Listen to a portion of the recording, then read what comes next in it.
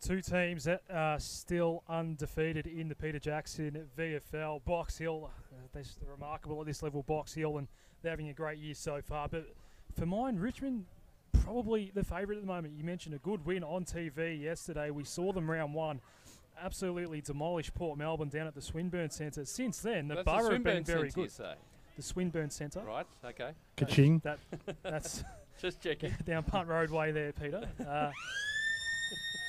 Port Melbourne completely outplayed in that game. Since then, Port Melbourne have gone bang with 3 wins, and they're looking very good. They've got their percentage back above 100 as well. So that just shows you how good Richmond is at the moment. They have been outstanding, and Geelong in our top 4 as well. It's a very, very strong top 4 as we speak. And then we get Collingwood, Casey, Williamstown, who we'll see next week on Peter Jackson VFL Live, and the Zebras in the current top 8. Essendon, Footscray, North Melbourne, all AFL teams, Werribee, Frankston. Northern Blues been very disappointing, and Coburg still stuck at 0-3, trying to correct that today here. So we've got 2 teams that are in the bottom 7 as we speak, looking for wins today. North Melbourne did get a good win against the Blues a couple of weeks ago, right here on Peter Jackson VFL Live. But the thing that stands out to me is that top 4 is already a very, very strong top 4.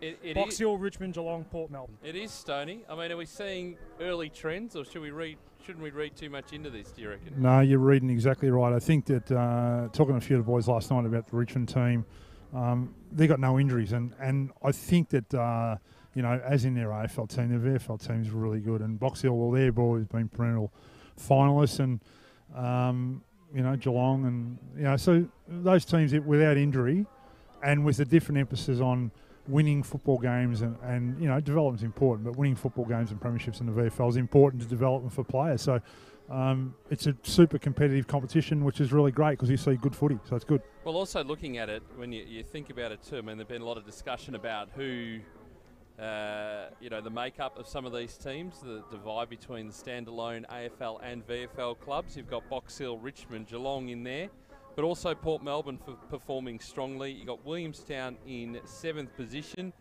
Bit of a struggle for some of the others though. Werribee in 12th at the moment, Frankston, the Northern Blues and Coburg. And I suppose that will be a talking point throughout the season to see how these clubs can compete with the likes of what we're going to see today with North Melbourne. I think that there's probably another conversation another day about recruiting and about the players. I spoke to a few people about, and I have in the past, about how many games Port Melbourne won in their first year as a standalone club. They won 3, right? That was way back in 2000. But the competitive nature of getting the best players you possibly can off VFL list into a standalone team, and Port Melbourne done it probably, and Williamstown done it the best over the years, is that it's getting stronger and stronger. The AFL clubs take it more seriously. So you've got to be super competitive. You've got to offer things to players to come and play at your club, to build your standalone team, and salary cap, and how much money you have in salary cap and what you can spend, and all those things are going to be a conversation for, I think, the next couple of years about how the competition can become more competitive. And it is pretty competitive. We see last week Werribee beat Williamstown, and that's a really good result for Werribee Footy Club. But you've seen the first week when Richmond demolished Port Melbourne, obviously the Premier, and how we can just stop that gap widening, and it comes down to recruitment and the type of play you get and how you get those players. So it is at a really interesting point of the VFL's evolution. Absolutely. Now, one thing we should mention quickly before we take a short break and then get stuck into this one is the VFL app is now available. It is. It's great too. From the Google Play Store and from the iTunes Store. Get it today because you can keep up to date with all the live scores going on around the place, all the latest news, media information. You can connect to our streams from there as well. It's all contained. It looks absolutely magnificent, Stoney. When I got the message through from Anthony Stangetz yesterday, I downloaded it. I immediately downloaded it and thought, this is very, very impressive stuff. I'm working on it as we speak. Four competitions there, and I know Anthony's pretty proud of that, so the people that work behind the scenes to make that happen. But it is an impressive app, and I'm going to play with it a bit during the week, a bit more, and but it's good to see. It's a really attractive type thing. No, they've done a great job with that. So we'll take a break. On the other side, we'll get this one underway. Coburg and North Melbourne for broadcast here on Peter Jackson VFL Live. Your Peter Jackson VFL club needs you to show your support. Buying a VFL club membership puts you in the box seat to watch AFL players and the stars of the future at your local ground. The VFL gives you the chance to get in the coach's huddle and enjoy kick-to-kick on the field whilst kids under 15 get in free. To be part of the action, head to vfl.com.au/membership to find out what membership offers are available at your club in 2018.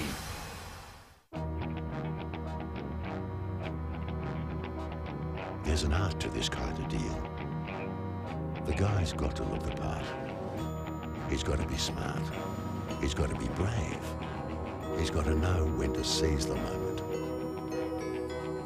With Peter Jackson half-year sale, any 2 suits for $895. The rules are simple, but the art is in the details. Peter Jackson. For all the latest Peter Jackson VFL news, results and video links, head to vfl.com.au. Your week is fully planned. See highlights from the latest round of VFL action each Monday. Catch up with all the stats that matter on Tuesday. Wednesday, look through the Toyota top 5 plays of the week. Thursday, stay tuned for the team announcements. Then Friday, preview the next round of action. Visit the Peter Jackson VFL website at vfl.com.au. Get involved. But it's your job. You'll be fine. Mate, just because everybody seems like they're doing it doesn't actually mean that they are doing it. Help your kids understand that betting and sport don't have to go together. The ads don't always tell you the risks, yeah? Before you have the talk, check lovethegame.vic.gov.au. Authorised by VRGF Melbourne. Watch Channel 7 this Saturday for live Peter Jackson VFL action. Head to vfl.com.au for the full list of upcoming broadcast games, results and news, or download the new VFL app, the Peter Jackson VFL. Live this Saturday at 2 p.m. on Channel 7. Get involved. I'm a digital radio. To help explain why it's time to update your old radio, with me is my friend Digital TV. Hi. Where you go? Remember when us TVs went digital? Everyone does. Get to the point. Suddenly, you got lots more channels for free. Yes. Well, it's the same with digital radio. When you buy a digital radio, you can get all your favourite stations, plus up to 30 extra ones, playing all kinds of music, live sport and talk. That's pretty great. It's really great. All you have to do is head into your nearest retailer Or check out digitalradioplus.com.au and upgrade to digital. The new VFL app is the best way to keep up to date with all the action in the Peter Jackson VFL and Swiss Wellness VFL Women's. Follow live scores, get the latest news and see all the game stats at the end of each weekend's round of matches. Search VFL and download it from the App Store. The VFL app. Get involved. Love your sport? Then you'll love SEN. 1-2, Jamie Wick up first. Craig Lowndes And you'll find it on digital radio. Simply scroll to SEN, Melbourne's home of sport.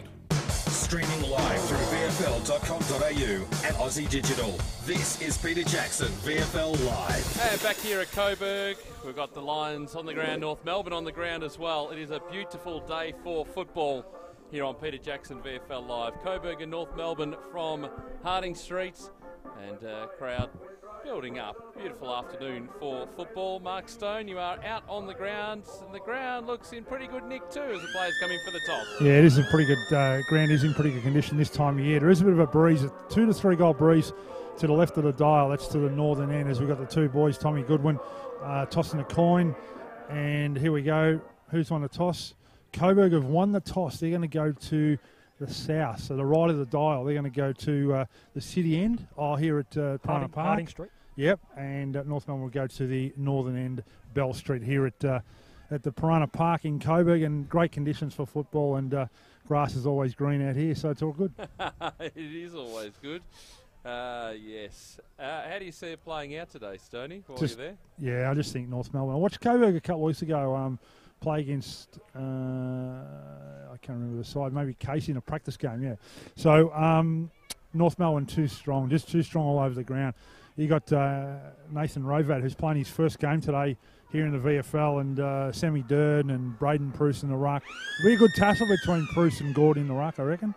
Goodwin, I should say. So I think North Melbourne will win pretty easily by about 6 goals, I reckon. Yeah, Coburg have been competitive, though, early on in They matches, have. and they've just faded late. And you can sort of get an understanding of that with no development league anymore, so you're getting players who are playing out in the suburban leagues, and Mitchell Podhusky, he's going to be an interesting player to watch, number 45 for Coburg this afternoon, because he's the captain of the Calder Cannons in the TAC Cup. So he's getting an opportunity. And the connection here, we're going to talk to Seb from Coburg at half-time. Yeah. The connection between the Cannons and Coburg, it's quite a strong alliance, and I think we're going to see a nice little talent pipeline coming through. Yeah, I think that's important that the Cannon boys have a chance to play elite sport and elite football and come in and have an opportunity to play at Coburg. It's a really good mix. I think the TAC Cup aligned to VFL clubs is a really good one. Yeah, absolutely. All right, we're not too far away from getting this one underway. The teams in their huddles. Coburg the last to release. Music stops. Got the jumping castle. Hey, Pete, can I have a go? You just leave the headset out if you could, mate. Okay. I appreciate that. I'm very excited by that little thing over here to the left of you. Good to see that the entertainment's there for the kids. Absolutely. No ice cream. No ice cream today, though, Pete. No, Mr. Whitby. Good day for it too, Stoney. That's disappointing. What's that? Yeah, ice cream. Good day for ice cream. Yeah, it is. Anyway, we'll stop talking about ice cream, and we'll get ourselves sorted out for this one. The only game today here in the Peter Jackson VFL to conclude round 4. Good. All right, Adam. We're about to get started. We've just got to wait for everyone to get into position. Umpires in position. Everyone else in position. It's Tristan Sherry that will go up against Tom Goodwin in the ruck. And here we go. Round 4, Peter Jackson VFL style on Peter Jackson VFL Live. Goodwin back in the side is the Coburg skipper. Umpire puts it down. Perfect day for footy. Peter Jackson VFL Live. And a quick tackle to hold things up from Lentini. We'll get a secondary ball up. Just initial Tristan Zeri been very good as a rookie for the North Melbourne teams in the ruck today for the first bounce. Yeah, Bruce playing today as well, but Sherry gets the honours of the opening bounce as the ball trickles out toward this near side wing. A lot of bodies over the top of it. Little hand pass trying to make something happen. Ahern couldn't find anyone. Lentini brought down, dropped the ball. Hand pass came out, slipping over Hibbert. He got brought down. It's a hot footy. A lot of pressure around this ball. It hasn't escaped the centre square. Back. Umpire slipped over as he made his decision. It's a high contact free kick going Coburg's way. Umpire goes down. Goes inside 50 now. It's Mellington. Went deep. Umpire didn't want to pay the mark that time for Tilly. Picks it up. As soon as he does, Morgan has him claimed. It's going to be a ball up inside 50 in the corridor. And just with VFL football and with Coburg, I watched them over a couple of weeks, and their pressure early is really good, but the intensity to sustain that is where, the difference between the good sides and not so good sides, or the average side, is the ability to keep the pressure up for 4 quarters. Shepherding free kick in the ruck, and North Melbourne rebound 50. Their first kick of the game out toward the middle of Piranha Park. Umpire said there's a throw. Free kick Coburg. Advantage paid there as well. We go inside 50. Diving effort. No mark taken for Josh Fox. Good tackle. Clearing ball out from right. That was okay. Now Jansen, one of the coast skippers, went for Sherry, but he was harassed out of that ball. Now Williams, he's forced over the line and a boundary throw in. A hot start. Good pressure from Nathan Blair. Right half forward for Coburg. No score yet. Peter Jackson, VFL Live. Now number 20 North Melbourne. What's his nickname, Adam? That's the Suva. Correct. Suva Larky. Good man. Thank you, Stoney. Boundary throw it. Sherry. Ahern escaped with the pill. Gave off the handball. Walker sends the Kangaroos up forward for the first time today over the head of Mason Wood. And Gregory's out the back for the Lions. He'll go short and wide. The Lions are happy to use this near side of the ground. The jumping castle side will go with today, Stoney. Yeah, I like that. Around in front of the cricket nets. That's a bad kick. Ahern, although dropped the mark. Jansen's there as well for the Kangaroos. That ball's going to spill out of play once more. Boundary throw in. Been impressed by young Ahern too in the games I've seen him play this year. He's been a really impressive player coming off an ACL. Yeah, he was good in our first North Melbourne broadcast game. Up your neck of the woods, Stoney. That one was at Avalon Airport Oval. That's their makeshift home ground to season 2018. Williams. That does mean, got a ball up here. That means, Stoney, a lot of these guys that will have played a lot of games at Werribee under the old alignment will have at least some familiar surrounds for their home games. Yep, and goal kicking too. It's very nice home ground too. We can't stress that enough. Ahern has the ball just outside 50. Handball went looking for Walker. Picks it up now outside of the right boot from Walker. First score of the game is a behind to the near side for the Kangaroos. And we have Sean Gregory ready to bring this one back in for Coburg. Bit of useless information. The North Melbourne runner, the number 2, is a former Port Melbourne runner, I've just noticed. So the runners even change clubs. Gregory to himself. That's a fun fact. Stoney's fun facts. He put it straight down the throat of right, though, and the Kangaroos can go into attack again. They're second inside 50. Big kick looking for Braden Bruce. He takes the mark, left forward pocket in front of the Aquatic Centre. There might be something in that, like with Bruce playing forward, because if he goes up the AFL at any time and he can play dual roles as a ruckman and a forward, he's going to be good for North Melbourne. So Braden Bruce. North Melbourne's first set shot of the day. Right foot's on the way. That's a lovely kick. The big man goes bang. 1-1-7 North Melbourne. Coburg yet to score. 4.5 gone. So Tristan Zeri, it's good to see him getting some time in the middle too. He's a really exciting young player, former Western Jet player, but it's good to see big Braden Bruce down in the goal square. Sean Gregory's got a big task down there, but a good result. Good setup, North Melbourne's first goal. Fairly still day down there, Stoney. Yeah, there's probably 2 to 3 goals to which the end North Melbourne are kicking at the moment. So once you get in the middle, it's a bit blustery out in the middle. Okay, interesting. Tommy Goodwin chose to go against that. He did win the toss and pointed into the wind, it seems. Back in the middle, that bounce will be recalled. Yeah, it's an interesting point though, actually, Adam, that he did that. Could be swirling. When the wind takes hold here at City Oval, it's very tricky to navigate. It's a tricky ground when it is a bit windy. Umpire crosses her arms and we have another ball up out of the middle. 1-1-7. Coburg yet to score, yet to get a win in season 2018. Ahern. He's had a lot of it early.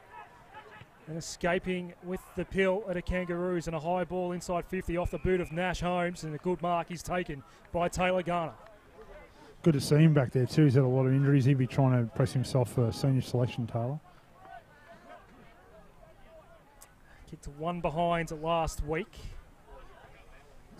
Nash Holmes, by the way, familiar surrounds, has played a lot of local footy around here.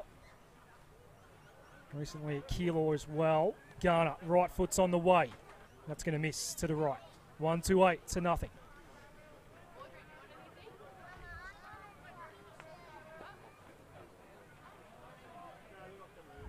Keilor, the junior club of Paul Ahern as well, who's had a good start to this game. Gregory to himself, and they'll come near side again. Kabadia's underneath this one, killed off by right. That's a good fist over the line. Just outside 50, where the boundary throw in. It's all North Melbourne on the scoreboard so far. Standalone clubs come up against obviously aligned or clubs, obviously AFL clubs. It's all about how they go about their work. Getting in for the ball, hard ball gets. Their systems bringing the ball from the back line to the forward line. So that's what it's all about for Coburg. Sherry still in the ruck against Goodwin. Junkers out the fall. He's harassed close to the line and forced out of play by Liam Hunt. Oscar Junker, a former Western Jet boy, and another boy that's come off a broken leg, so he'll be looking to get some continuity in his 42. So left half forward here for the Kangaroos. A lot of this game played in their forward half so far. Hunt over the top. That hand pass was okay for Lentini. Back to Hunt. He goes down the line. Right foot ball. Nelson's engaged in battle with Lawson, and the ladder beat him to it. Took the mark. Good mark, Lawson. Centre wing. Plenty of lines options to go to. He goes long to a 2-on-2 at half forward. Putting up the Dukes was Fox. No mark taken. Kabadia's out the back. Hisham Kabadia along the ground, but there's a man back there. It's Mason Wood. And North Melbourne out of danger as long as that kick's okay. Big Silver's got it now. Larkey. Hand pass wide. Hibbert. Kick down the line. Just wanted to get it away from the danger zone. And they escape with the ball. Ahern went inboard. Holmes threw it onto the right. Went sideways. That was okay. There was a loose man at half forward. It was Sam right now. They've got a 2-on-1. Inside 50. 2 bites for Walker. No mark taken. Good pressure from Gregory. He was outnumbered. And to get a stoppage out of that is a good result for Coburg. Did well at that Sean Gregory to beat that 2-on-1, so got it over the boundary. Good result. 8 minutes in. 8-point lead. Braden Pruce, the only goal kicker in the game so far. He'll contest this ruck and win it as well. Rovat out the back. Larkey looking for an opening. Had to go back onto the left. Went by hand instead. High right foot. Shot on goal. It's very high from Harper all the way to the goal square. Allen tackled off his kick. Ball spills out. Junker. Ball skittled him. Bruce needed to feed out the handball. Good pressure Coburg again to get numbers. Right foot snap. Rovat misses. 1-3-9 North Melbourne. Coburg yet to score. Jesse Carigliano to bring this one back in for the Lions. Alex Morgan coming on the ground for his first run today.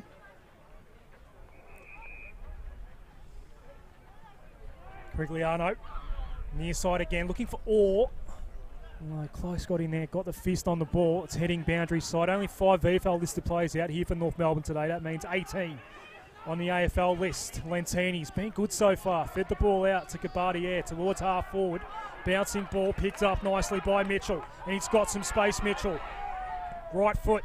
That's going to go across the face. Bouncing behind. That's Coburg's first score of the afternoon. Some good speed by Ben Mackay in the chase there too, just closing pretty closely. Hibbert to himself, goes out of sight. That's a very well weighted ball. Mark taken by Garner over the top. Walker takes a bounce. Gets away, goes inside 50. Bruce went up, took the mark. Within range, man on the mark is about 45 out. Opposite pocket from where he kicked the first and only goal of the game so far. Left-hand goalpost. Puts it into the breeze, it'll take it through if he gets the distance here. Must be blustery. From our broadcast area, Stoney, we can't really feel it. Clearly at ground level, the breeze is a factor. Braden Bruce from outside 50, right foot, put everything into it. Off the side of the boot, though, out of bounds on the full. No score. Carigliano's going to get it back for the Lions.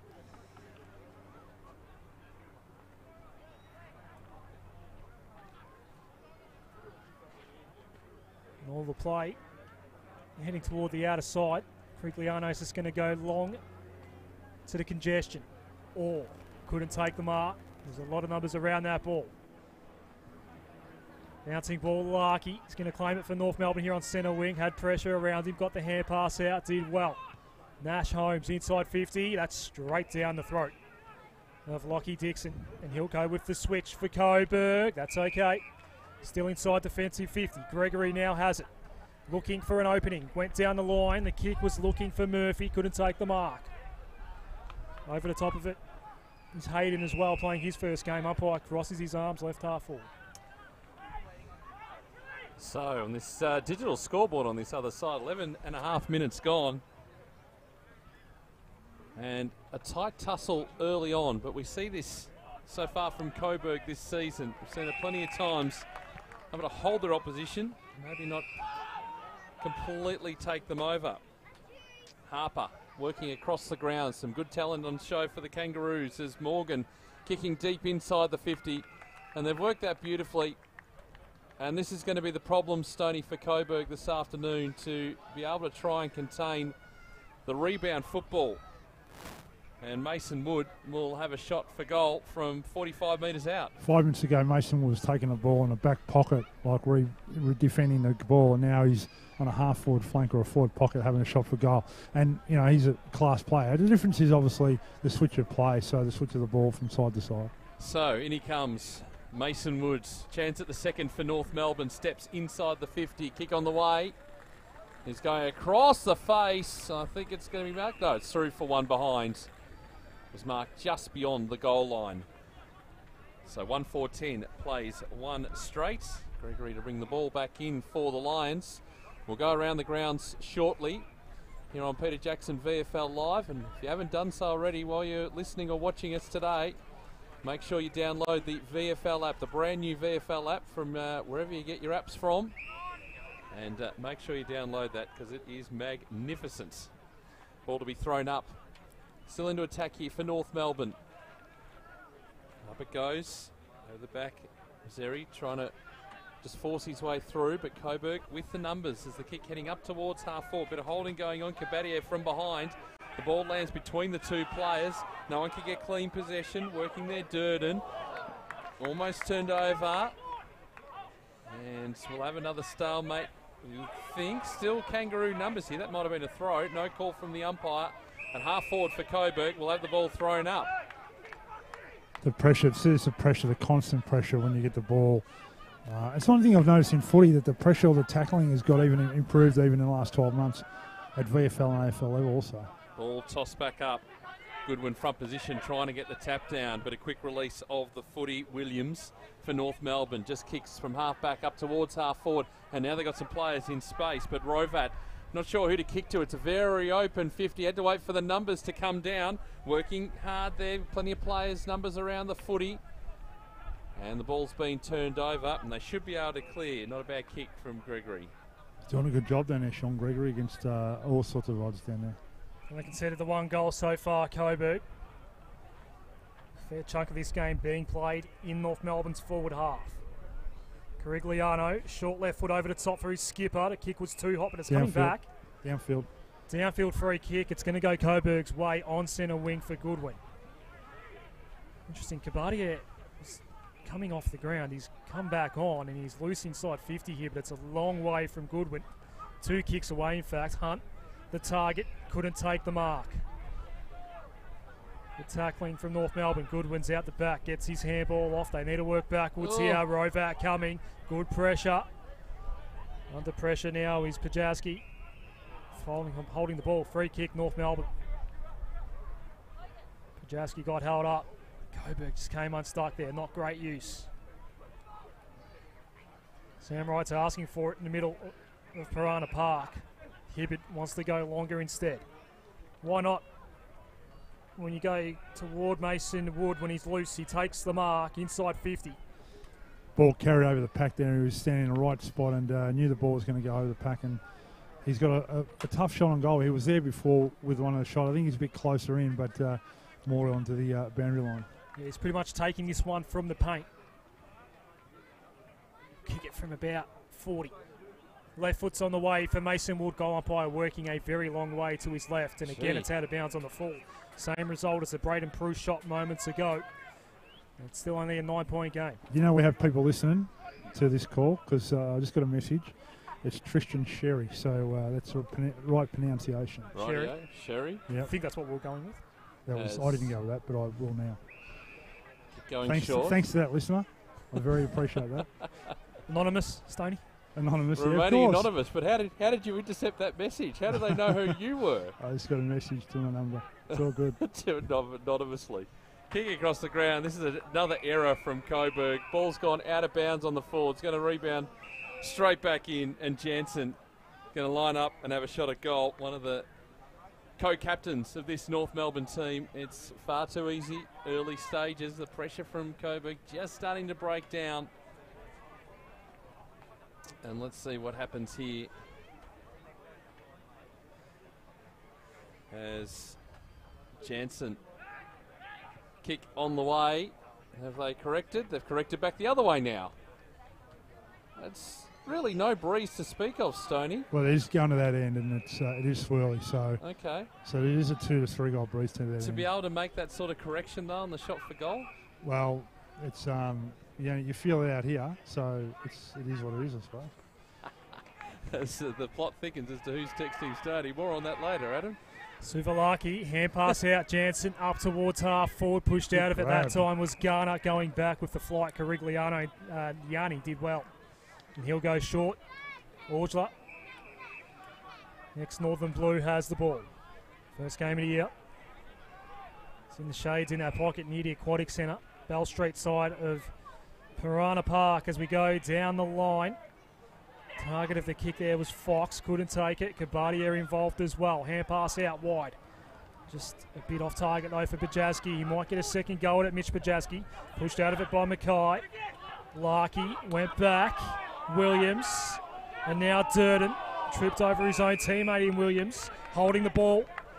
Good pressure from Lawson. He's got the ball for the Lions. Don't you love when the umpire makes that decision? They set themselves and they're ready to go, and it's down low and holding the ball. Bit of a spectacle that they add. We like it. Lawson's kick not good though. Prowse, I should say, takes the mark. Prowse a ruckman in the local leagues here, Stoney. He's got that mixed up. Port Melbourne player. Morgan, hand pass over the top of right. Don't argue. He's got numbers out wide to go to, although dropping the ball that time there was Williams. It's up for grabs. Little handball from close. Now going wide by hand is Cameron. There's no room to work with. North Melbourne player down behind play, Adam. Turnover for Coburg. Still looking for their first goal. Tracking back is Fox. One-on-one with Mackay. Takes the mark. Good play, this boy. I suspect there's going to be a blood rule coming up here. North Melbourne player has to come from the grounds. I don't think the umpire's quite seen it yet. Looks like Sam Wright, Stoney. He can't win, can he? That kid's bloke, he cannot win. He's coming towards you. The umpire spotted it. Blood rule. He did. It was on the ground for a long time. The trainer's got to him. He has got to his feet and he is jogging off the ground, but he has a lot of claret coming out of his eye. From what I can see, Stoney, you'll have a better view of it when he comes towards you. Yeah. So we'll just have a slight delay here while... Yeah, cut over the right eye. He'll have a few butterfly clips there, but decent cut too on the right eye, above the eyebrow. Around the ground, Essendon playing Melbourne at Etihad Stadium. 2 behinds playing 1 behind in that one. Just on this boy here, Josh Fox. Good, watch him for the future. He's a good player. We've seen there one-on-one, he beat his North Melbourne opponent quite easily. For his 3rd goal of the season, that one. Umpire was missing, working to his right very quickly. Minor score. Stoney, yeah. Do not give a player up before they're having a shot for goal, please. Yeah, he's got to convert those. Gee, goodness me. Murphy kicks to himself. Then runs outside the goal square. Long ball outside 50. Have a look at this movement. Harper's onto it. Oh, that kick terrible. He was pushed off it at the crucial time. Now in dispute in the middle of the ground. A chance again for the Lions. Oh, it's turned over again. Garner getting himself into a good position, but it's going to come straight back inside 50 for Coburg. He might get another chance here, Fox. He couldn't quite take the mark, almost slips catch style. They've got the numbers back though. North Melbourne working here. Morgan going around his body and turning it over. So Exon has it. His kick going short. It's not clean for the Lions, but here's another chance. Shot going all the way to the goal square. And again, Durden, safe hands for North Melbourne, takes it last line of defence. We've played 20 minutes into time on in this opening quarter. 11 plays 2, a low scorer. A tight contest as the kick goes long outside the 50. Series of handballs. Robert under pressure, he's turned it over. Can they be clean this time, the Lions? The chance inside 50, handball. Trying to find some way around Hodgelaar, and he's turned it over. The kick going in short. They're just not clean inside 50, Adam. Pressure.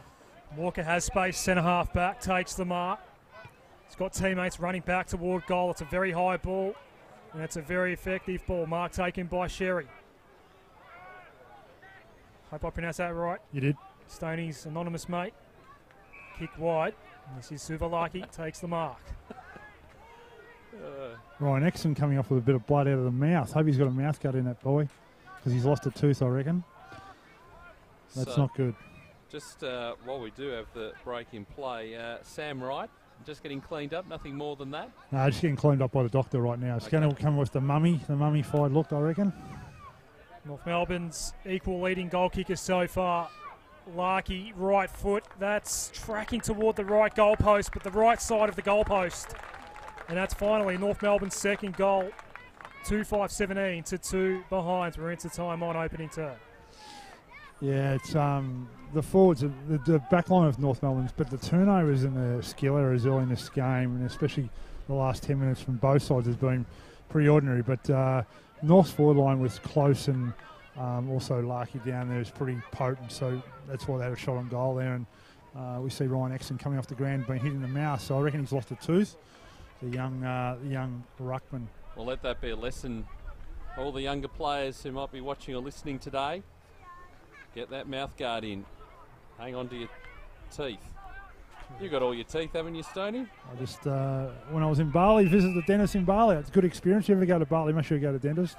And I had them clean over there, and it was very good rates too.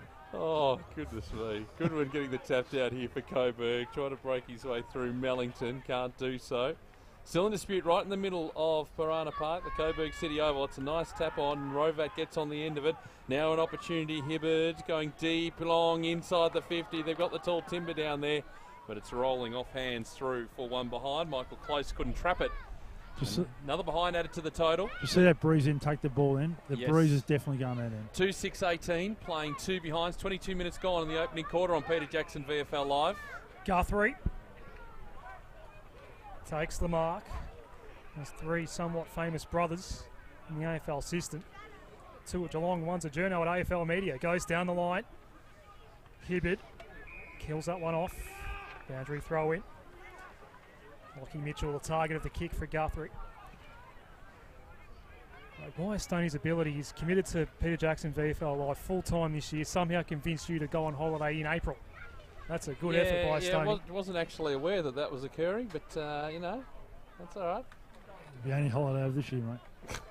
Mid-season, I kind of understand when the weather gets a bit dicey and a bit colder, Stoney, but April, that's a fair effort to convince Peter Mercado to take that trip as North Melbourne go inside 50.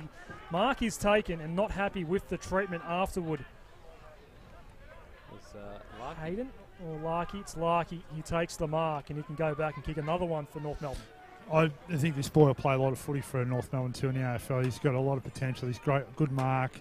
He's a good size and usually a good kick for goal. Lead will be 22 points if he converts. As good as directly in front. Man on the mark, only 20 out. Fair run up for Nick Larkey. Right foot, beautiful. 3-6-24, playing two behinds. We're approaching quarter time on Peter Jackson VFL Live. The difference in the two teams is the cleanliness of, even though both sides have made mistakes, skill error, the cleanliness of the ball to get the ball in deep quickly. And with the North Melbourne forward line, it's been big and big targets. That's the difference in the side. A lot of pressure around the ball and just their players on the outside. Rovat and these type of players, Jansen, they're very good players and good VFL players. Devon Smith's kicked the first goal that he had Stadium, 1-3-9. Essendon leading Melbourne, one behind. Tell you, when we start having a lot of games on a Sunday, you want to download that Peter Jackson VFL app because the live scoring is right there. You'll be able to follow it as it's going along. Make sure you download it. It was released yesterday, looking magnificent. Ball in the middle of the ground. Speaking of looking magnificent, here's Rovat again for North Melbourne. Riding the tackle there was Hayden. Still managed to get the ball away. Now they've got some run again. Jansen, steady. He's going to have a shot. No problem. Now things starting to open up a bit for North Melbourne as we close in on quarter time. But you just felt that they held them for the first 20 or so minutes, the Lions, but can't sustain the pressure. 4-6-30 plays two behinds. We've played almost 26 minutes in this opening quarter on Peter Jackson VFL Live. Chris Jansen, Stoney, we saw him kick a very important goal in North Melbourne's comeback win against the Blues a couple of weeks ago on Peter Jackson VFL Live. A good player at this level. Absolutely. And we've seen, as I said, we're talking about the pressure early on, Coburg holding the pressure, but inside mid to Hearn to Jansen, into the forward line. What happens here? Speaking of Devil, Jansen sends him inside 50 again. Here's close, bouncing, another one for the Kangaroos. Absolutely dominating out of the middle. That was textbook. 5-6-36 to two behinds. And this is the issue. It's in red time, the time on period of the quarters where, you've just got to hold your nerve. You just got to get in first for the footy. But Braden Pruce in the ruck has really given his on-ballers Ahern and Jansen a bit of an armchair ride here because he's getting the tap out. And Goodwin's, he's a warrior, but Braden Pruce is actually getting his hand on the footy right now. Yeah, Lee Adams, I think that'll be one of the main focus, or his main focus of the speech at quarter time, really. As we have a whistle, centre square infringement. It's going to go the way of North Melbourne. You don't want that. This will go in 50. You'll bang it along here. Yeah, Bruce just decides to go to the top. He goes a long ball inside 50. Well, that was good to see because he had plenty of time to wind up for it too. working his way through. Harper held up in the tackle, going nowhere, and the umpire will throw it up. You just knew that was going to happen, didn't you? He looked at the clock. It's 27-28 in the first quarter. He goes, I'm going the barrel here.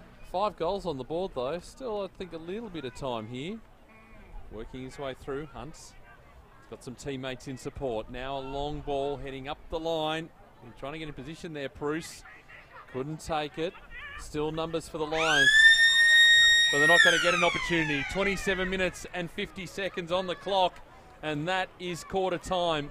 And a great quarter for North Melbourne. An arm wrestle in the early stages, but they're getting the job done now. 5-6-36 plays, 2 behind.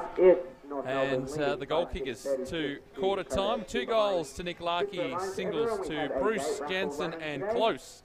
And none on the board for Coburg as yet. But as Stoney's pointed out, they are kicking with the breeze. They were kicking with the breeze in that opening quarter. Quickly, while we got the chance around the grounds at Etihad Stadium, Adam. Mitch Hannon's kicked the Demons' first goal. Bombers still lead by 2. 1-3-9 Essendon leading Melbourne 1-1-7 at Etihad Stadium. That's approaching time on in the opening term. That's under the lid. All right. The team's getting into their huddle. Stoney's going to have a listen to what they had to say, and we'll be back with the second quarter action next. Stick around here on Peter Jackson, VFL Live.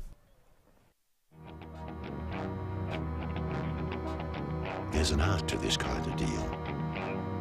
The guy's got to look the part. He's got to be smart. He's got to be brave. He's got to know when to seize the moment. With Peter Jackson half-year sale, any 2 suits for $895. The rules are simple, but the art is in the details. Peter Jackson. It's your job. You'll be fine.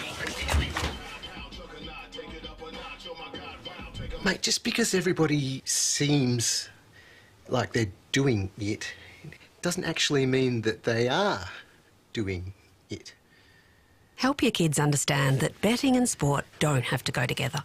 The ads don't always tell you the risks, yeah?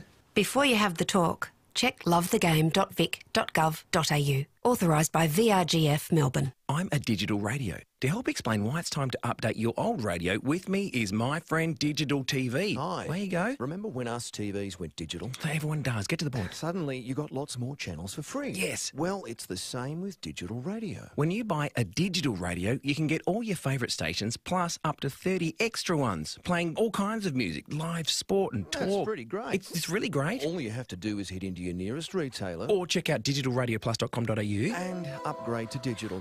For all the latest Peter Jackson VFL news, results and video links, head to vfl.com.au. Your week is fully planned. See highlights from the latest round of VFL action each Monday. Catch up with all the stats that matter on Tuesday. Wednesday, look through the Toyota top 5 plays of the week. Thursday, stay tuned for the team announcements. Then Friday, preview the next round of action. Visit the Peter Jackson VFL website at vfl.com.au. Get involved. Love your sport? Then you'll love SEN. 1-2, Jamie Wink up first. Craig Lowndes And second. you'll find it on digital radio. Simply scroll to SEN, Melbourne's home of sport.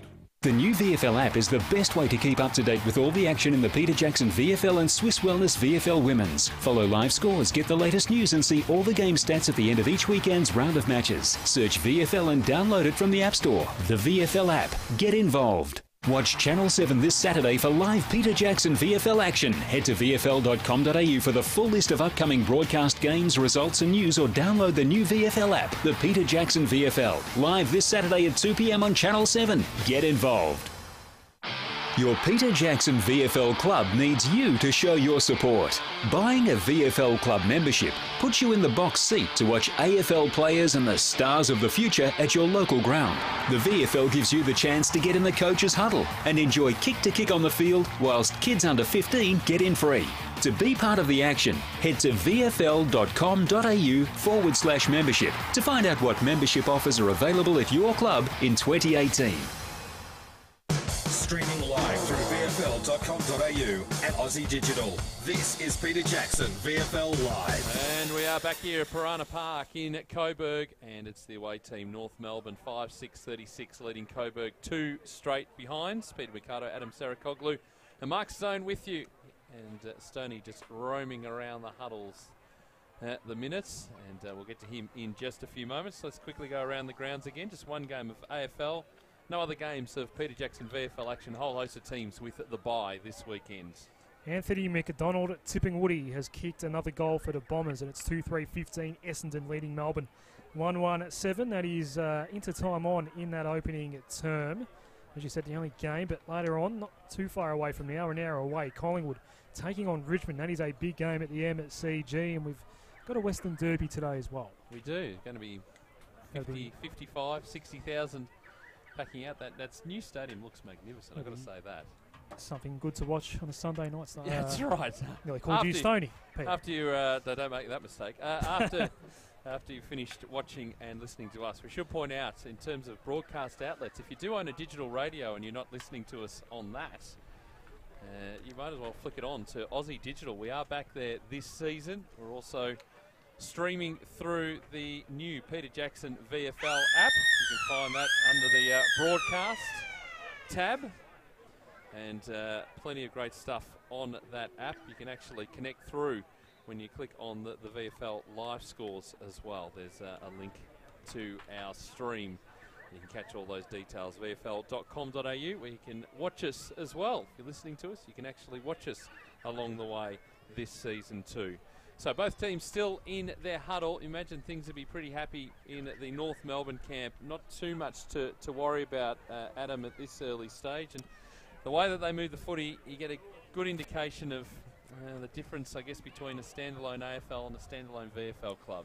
Yeah, and we're seeing that in centre clearances in particular at the moment. I feel like late in that term, probably from time onward, as soon as they got that second goal, which I think might have been Jansen, although Stoney's just cutting in. Jump in, Stoney. Louis, what do you think of that first quarter? They got you on the outside there late in that quarter? Yeah, mate, we just got done inside the contest. So we lost the clearances 12-4, and we didn't win a centre clearance then, so it's always going to be hard to get the ball back in your forward half, and it's down there to start with. What did you say to the boys just as they were going to the huddle there? Yeah, they just got away from our structure a little bit. When we started using clearances, they went inside their shell a little bit and just started looking to go man on man. So we need to hold our structure, and more importantly, we need to get our hands on the peel. Thanks, mate. Cheers. Beautifully done, Stoney, there with Lee Patch Adams talking about North Melbourne connections. Yeah. He's a legend at North Melbourne, a hero as such. Well, I reckon trawling through our archives, Stoney, I'll have to go back and check this. I'm pretty sure we had Patch do special comments for us one day. We did, actually. Was that at Werribee? It was. I think it might have been at Werribee. It was at Werribee, actually.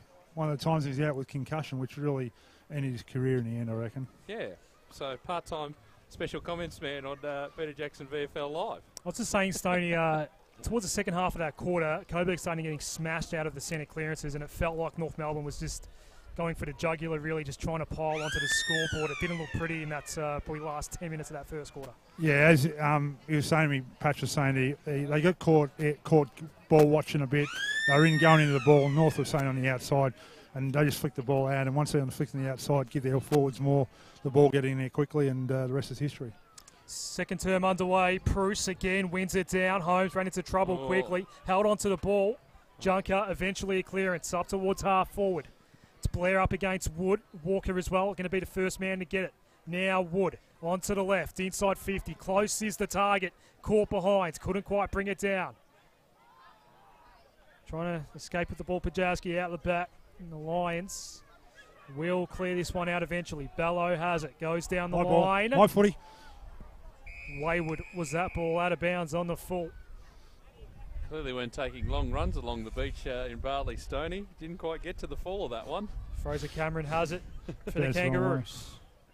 He's on centre wing as the kick goes up. It holds up in that breeze, as Stoney said, blowing to the opposite end of the ground. But Garner did really well just to judge that. He's 55 from goal. I don't think he's going to make the trip. Just send it long. Yeah, down a Michael close. I think that's what's going to happen. No, it's going to go in a little bit shorter, which is dangerous because plenty of numbers down here for the Lions. It is a good mark. Liam Hunt takes it. He goes a little bit shorter. They should be able to clear from here, the Lions, you would think, if they're careful about it. Flying high, not coming down with it, was Lawson. And now they're in a bit of trouble because North Melbourne are just going to sweep this ball forward. They've just got so many numbers. Has the ball going long and high. Good grab. Good take. Yes, inside 50, the kick went to Nolan. Oh, no, made a horrible error. Wanted to get it off to Dixon. He was under pressure. Now they should be able to clear. Guthrie does well. They can steady again. Canolo goes for a bit of a run outside defensive 50 and then kicks up to a vacant centre wing position. Durden, player leading the race, will receive the handball back again as he works across. Long handball to Murphy. Murphy just waits the kick beautifully and the mark taken by Morgan. Still at defensive 50 for North Melbourne. Series of handballs as Garner gets on the end of it at half back. His kick over the top looking for Cameron, the 23rd player. Doesn't take the mark but has plenty of space and shepherding from his teammates. The kick goes up the line and lucky we're at Coburg because Phil Cleary's just arrived with that kick. Close, goes short. And they're going to line up for another one here. The Kangaroos top of the goal square. That is just too easy. Coming out to take the mark, Mason Wood. He'll have a shot, 20 out directly in front. See, when they get the ball on the outside, just their run and carry and their ability to use their teammates. And it just, you turn the ball over and you give opposition who have got really good foot skills. That was not a really good kick, but it found its mark in the end. It did. As kick on the way is a goal. Smattering of applause for North Melbourne players. Need a bit more than that. That was a superb transferal of the ball.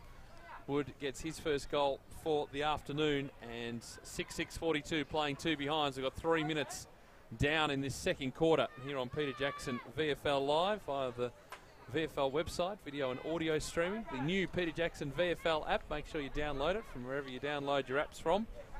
And Aussie Digital Radio too. You can tune into us there. Bombers by a goal. That's a quarter time score. 2-3-15 to 1-3-9 at Etihad Stadium. Umpire puts it down. Back in the middle. Bruce against Goodwin. Bruce too easily got it down. And we're inside 50 again. Close. Body on body. Did well to get rid of Bello. Takes the mark. And a chance for North Melbourne to kick number 7. David Loader, the coach of North Melbourne, has done a really good job. Michael Close is a Geelong product. He's a farmer. He was going to move back had a really great raps on him as a character and a leader. And David Loader pounced on him to try and get him to Arden Street to be obviously the co-captain of his team. But he's a good forward too. He should have played a lot of AFL footy and he's hopeful to get another chance at AFL. So good to see him taking a mark and really being instrumental in North Melbourne so far this year. Starts his run up right on 50 and he'll kick it from about 40.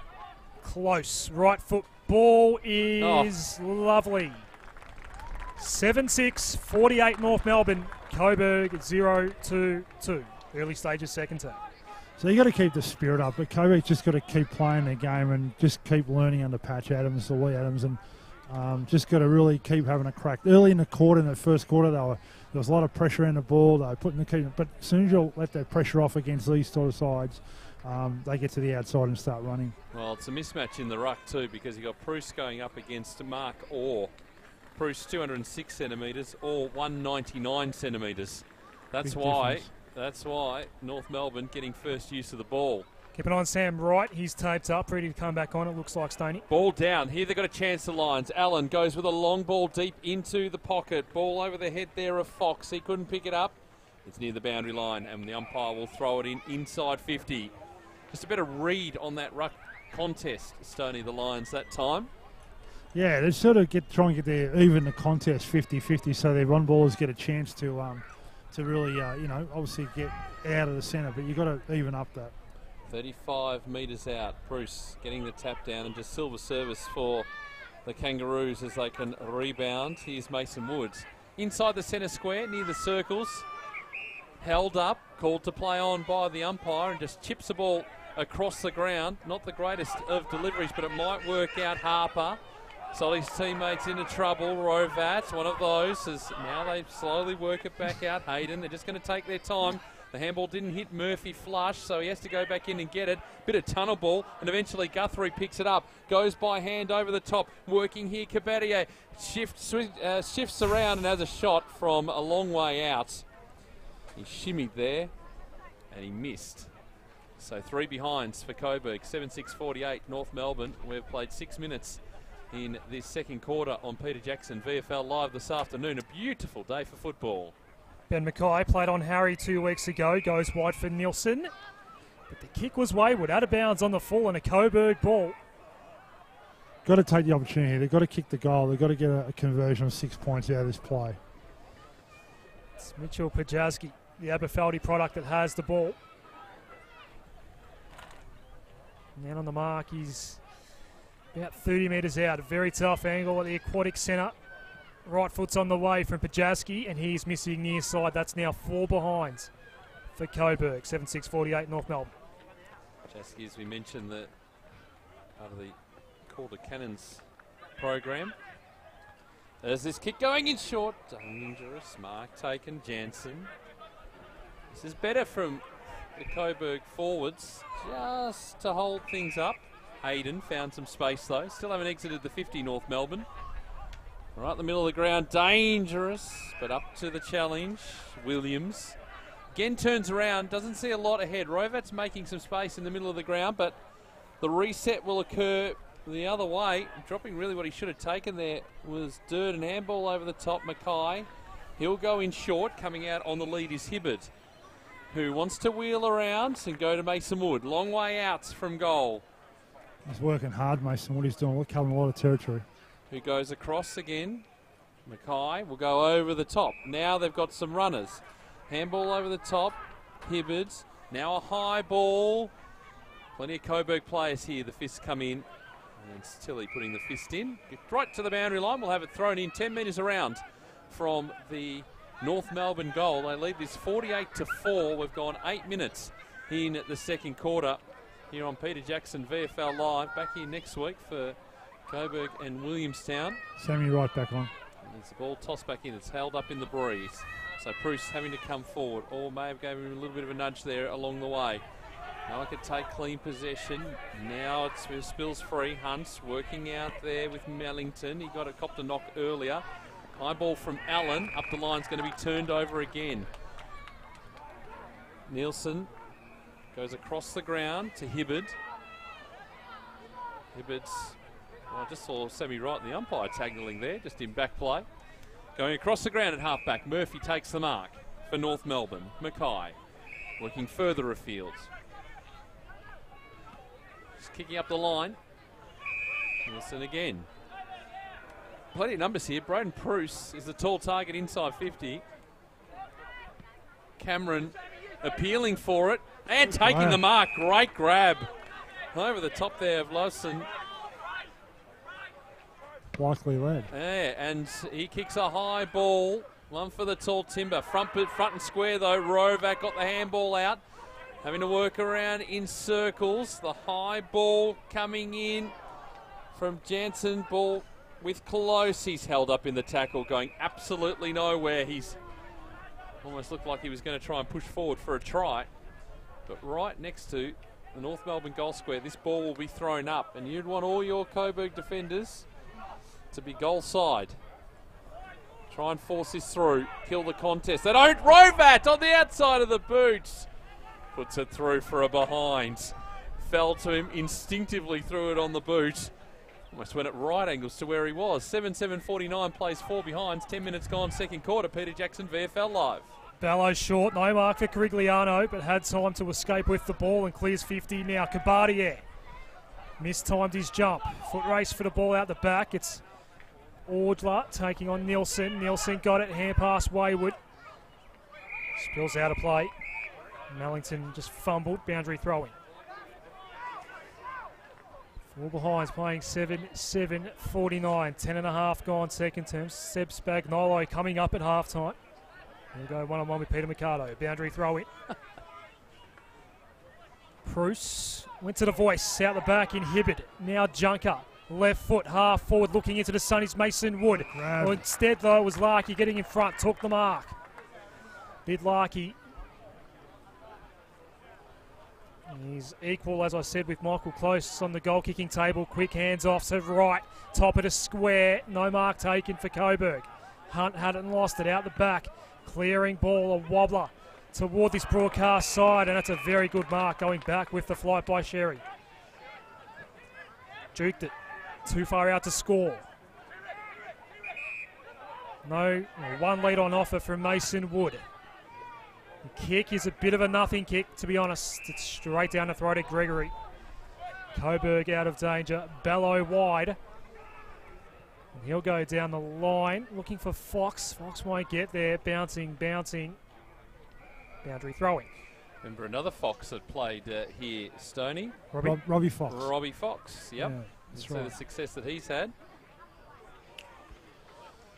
Yeah, we've had a couple who've come through the Coburg Football Club that have gone on to AFL success. And I'm talking about Coburg as a standalone VFL entity. Mellington just trying to get the quick kick away. We'll come back to that in a moment, Stoney. As Hibbard working around the body for North Melbourne. His kick up the line is out of bounds on the full. You were saying? Luke Ryan. Yes. Obviously the defender, the Michael Hibbert type clone. And who else was there that come in? Adam Sard. It's very good. So Nolan, the 23rd player today for Coburg, has it in the back pocket. His kick going up the line. Oh, it is beautiful to watch. Sherry. He's a pretty impressive young fella, this guy. He is. As the kick going up the line. Flash of bodies, pack forms, goes over the line. We'll have it thrown in. Noticed another of the products of the Mark Stone Footy Factory, just doing the media rounds during the week. Ben Brown, North Melbourne. Noticed an article during the week about Ben. About In the Age. Was it a good article too? It was. There was a slight omission though, in terms of factual detail there as this ball's wrapped up here at the bottom of the pack. No mention of mention of our man Mark Stone holding the footy here. He actually did mention Werribee though, which is good. Yeah, not mentioning the man who single-handedly brought him over the ocean too. No, okay, that's fair enough as Hunt's kicking inside 50 for Coburg now. An opportunity as this ball, no mark taken. It's going to go over the line. They're just too solid, the defenders. See, Orgla's down and holding his knee, Stoney. Sorry, mate? Orgla holding his knee in that marking contest. Did not look good over the top. No free kick given. The umpire will throw the ball back in. Like a hyperextension type situation. He's hobbling away from the contest. Looks to be running it off. There's Mellington trying to come through. Now bouncing footy right to the top of the goal square. Not going to rush it through. Mackay decided to back himself. It's dangerous though because there's plenty of Coburg numbers around the footy. Hibbard's there in the back pocket. Now he's got a bit of time. He goes with a long ball. Slight push out from the side from close, but he's going to be paid the mark anyway at half back. Now, what's this transition footy going to look like from North Melbourne? No free kick given. Might have been Blair over the top for Coburg. It was. And the umpire will say, give it to me. It could have been a free kick to Mason Wood then. And Mason Wood, good professionalism. He could have said something, the umpire didn't say anything. And the umpire was blindsided by that one. Ball heading boundary side. Allen and Hunt watch it go out of play. Boundary throw in, centre wing. No, it was a good article though, the one on Brown, just going back to that. But I just sort of thought maybe a little bit of a magnificent Mark Stone reference in there would have been appropriate. It wasn't about, it was good. It was a good article. And the 2 goals, 1 for North Melbourne in this second term so far. 2 behinds for Coburg. We're halfway through it. This will be another stoppage as Sam Wright gets tangled up. It's a pretty good crowd, all things considered, for this game, Stoney. Plenty on the hill behind you. The camera can't see it, obviously facing out, but there's a really good crowd, as you said, on the wing this side. Good presence from your old club, Stoney, Glenn Roy. There's a couple of juniors wearing the famous red and white jumper. I can see their senior coach lurking as well, Stoney. Yeah, here today. Plenty of connections between Glenn Roy and Coburg. Umpire throws it up. Goodwin. Guthrie with the tackle. That'll be a ball up again. That's not Guthrie with the tackle, it's in fact Hunt. So round of grounds, Essendon 4-3-27, Melbourne 2-4-16. That's Etihad Stadium, second term. That game pretty much running parallel to this one. Umpire throws it up again. Good tackle from Blair. Another stoppage, one more. And it's yours. Yeah, psyche of Ruckman. So let's see where Braden Pruski, if he gets his hand on the footy here, pushes Tommy Gordon out of the way. Well done, Tom. Good effort. Williams fed the handball out. Finally, North Melbourne are going to clear. Jansen one way then the other, holds on to the ball. Ran himself into trouble. Ahern was there to help out. Now Morgan got it from right. Bruce, hand pass inboard. Chiron did well. Hand pass inboard and they're away North Melbourne. It's Wood that's going to be the chance to finish the job. Left foot. Oh. Goal. It was a one-on-one on the line. The ball was already passed by the time there was a hand on it. Second for Mason Wood, 8th for North Melbourne, 8-7-55. I just lost the scoreboard. I think it's 55 to 4 behinds. Just the ability, those little handballs, those short handballs into space, and that's where Coburg get in a bit of trouble, because once North Melbourne get the chain of handballs in and around, we've seen Footscray or the Western Bulldogs do it a couple of years ago in that grand final. Handball, out of trouble, sharp, precision handball, kick on goal, and Mason Wood, you don't give him a couple of looks because he'll kick it right through the middle as he did. Yeah, it's looking ominous, isn't it? 7:55 to 4 behind, 17 gone in the second quarter. Still a long way to go, but Coburg need to respond. They want to get desperate to get a goal on the board. Bruce getting the tap down. Again, they get first use, but it's brought down a Hearn in the tackle. The umpire holds for a long time and says, give it to me. And it's just working overtime at the moment to just contain North Melbourne, let alone put any scoreboard pressure on themselves. Yeah, they're sort of like, after half time, or they're just going to change their mindset. We've got to take it on and just have a crack, get in and get the footy.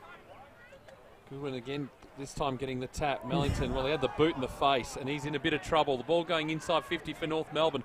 3, and it's skittled all of them as the kick came in. Now an opportunity for Bello as he just clears the area for the Lions, but it looks like it's going to come straight back in very quickly.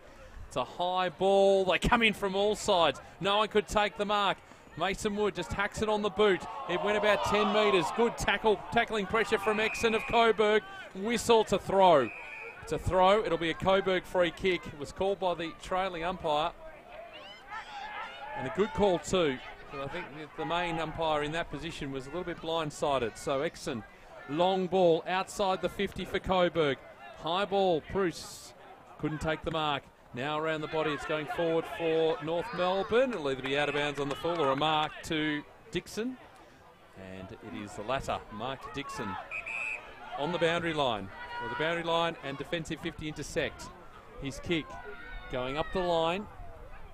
No one could take the mark. Cameron first to run onto it. Brushes a couple of tackles and then just lobs the ball in. Did a good job of that in the end. Garner, he goes a bit shorter to Hibbard. Hibbard, who's 65 from goal.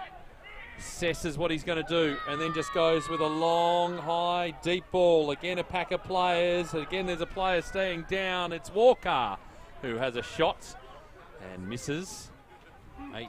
8-9-57. Plays 4 behinds.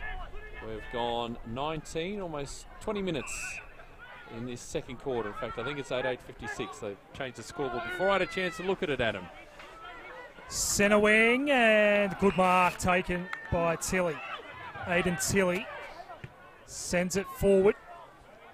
Ooh. Interesting ball for Orgler. Interesting jump at it as well from Morgan. Ball spills out the back. It's picked up by Mellington, held onto it. Did well to evade the tackler there in Murphy. Mellington again, was he clipped high? Yes, free kick Coburg. Still looking for their first goal of the game. Here's Hisham Kabadier. Needs to go inboard. Kick smothered very well by Walker. Jansen, hand pass back. Walker gets it back and now we'll get boots the ball for North Melbourne. A little chipper over the top. That's a lovely little ball for Holmes and he takes the mark. Still behind true centre wing. See, under pressure, getting the ball out, little kick, little handball, gets him into the clear. It's just the difference. Holmes, high and long towards half forward, close and lucky goes up. Big mark by Big Suva. And there's plenty of Kangaroos options to go to. Long and deep. Look at the outnumber here. High toward the square. No mark taken. It was fisted away that time. Picked up by Gregory, although he's got pressure on him. Gregory gets it now. Well done, close to tracking back. Clearing ball from Exon. Writes the man back there to sweep this one up. If he does get to it, he won't because it bounces out of play. Just kept bouncing and bouncing away from him. Boundary throw in centre wing out of sight. Now what we need to do is need to get Coburg a goal before half time. We just need, for psychological purposes, need a goal. Around the grounds, 10-point lead for Essendon over Melbourne. All right, well, we'll see what we can do, Stoney. I'm not sure we have the power to do that up here, but no, fair call. Ball tossed back in. And Bruce with front position just taps it over the back beautifully. But good pressure here, Coburg. Starting to work that out a little bit better. Off the back of the contest. Stalemates, the ball will be thrown up. It's always good to see good ruckman, right? Just palm the ball to the smaller players. Well, that was an open palm because he had it all to himself. Bruce Down to Hayden. Ball eventually through hands, and now a kick deep inside, or shallow inside 50. Gregory there at the back. Dixon. Got some numbers on the overlap here, Coburg. They should be able to run this ball out. So a dangerous proposition, but slowing down Blair, kicked into the middle of the ground. Gee, he had time just to assess his options and turn the footy over. The kick goes wide. Wright has it. He kicks short inside 50. Good pressure again from the Lions, reading the play, Carigliano. And the ball will be thrown back in pretty close to where the boundary line and the 50-metre intersect for North Melbourne. Kicking to the Harding Street or city end of Piranha Park. 22 minutes gone, 56 plays 4. Thrown back in. Bringing hands to it was close. Doing a bit of the ruck work duties. Larky just pushed off the footy right there again to Hibbard. Kick going in short. Half volley not picked up there by Harper. They're still in the contest though, the North Melbourne players, and the Coburg defence under all sorts of pressure. Little chipping ball, Murphy. They managed to get it out now. Here's a nice build-up. Canolo takes a bounce. He kicks in the middle of the ground. Really need to take that mark. Abadier couldn't do so, but they still have numbers on the outside. Canolo again. He kicks inside 50. That's their best build-up so far of the quarter. And Lawson has the mark. And he will line up and have a shot. Not a gimme this one. From just on the 50.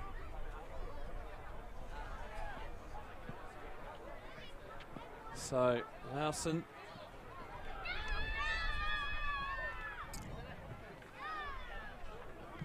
comes in, desperate for a goal.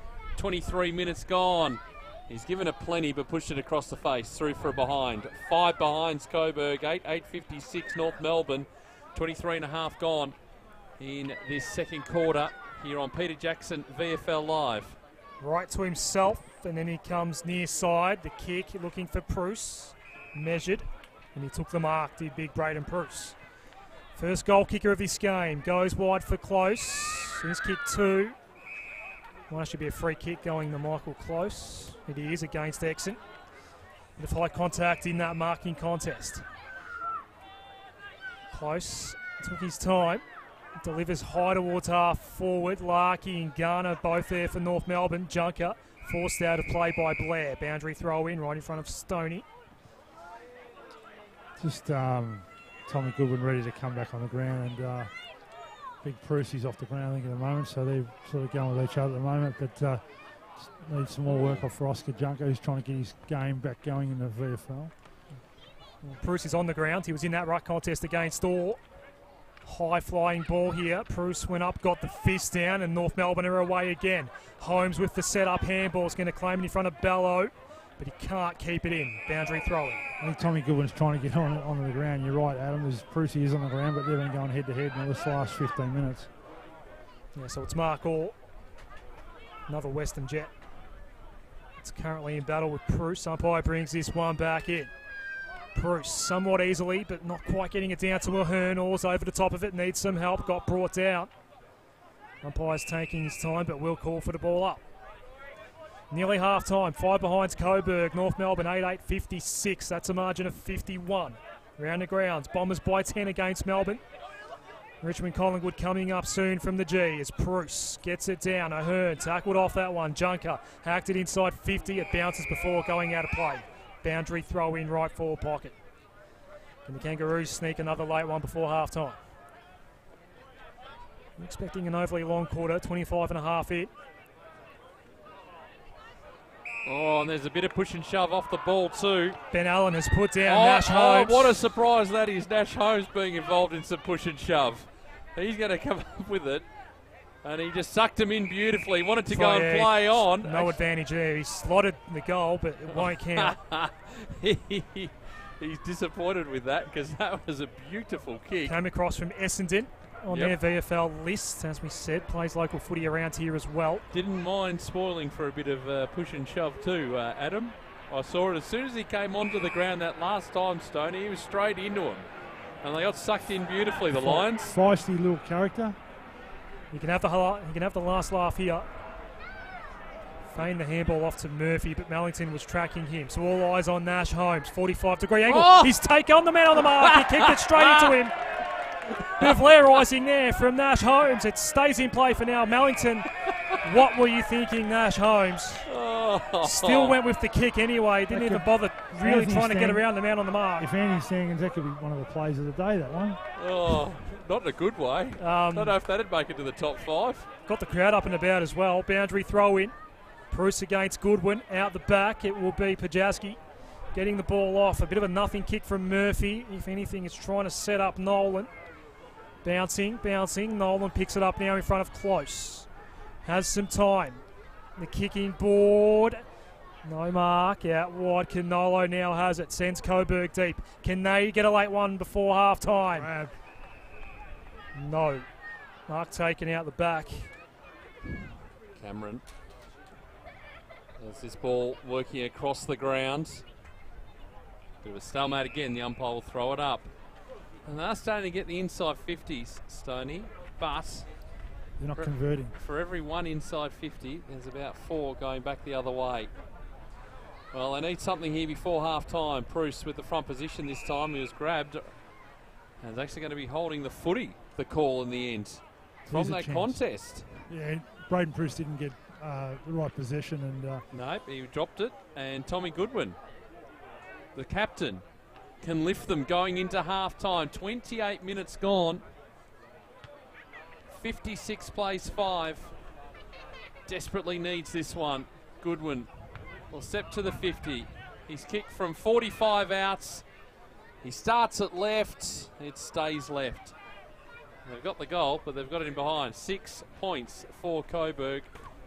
And 8:56 for North Melbourne. 28 and a half minutes gone in this second quarter. Margin's an even 50 points. Half-time siren imminence is right again. Went to himself. Hibbard under pressure from Kabardier.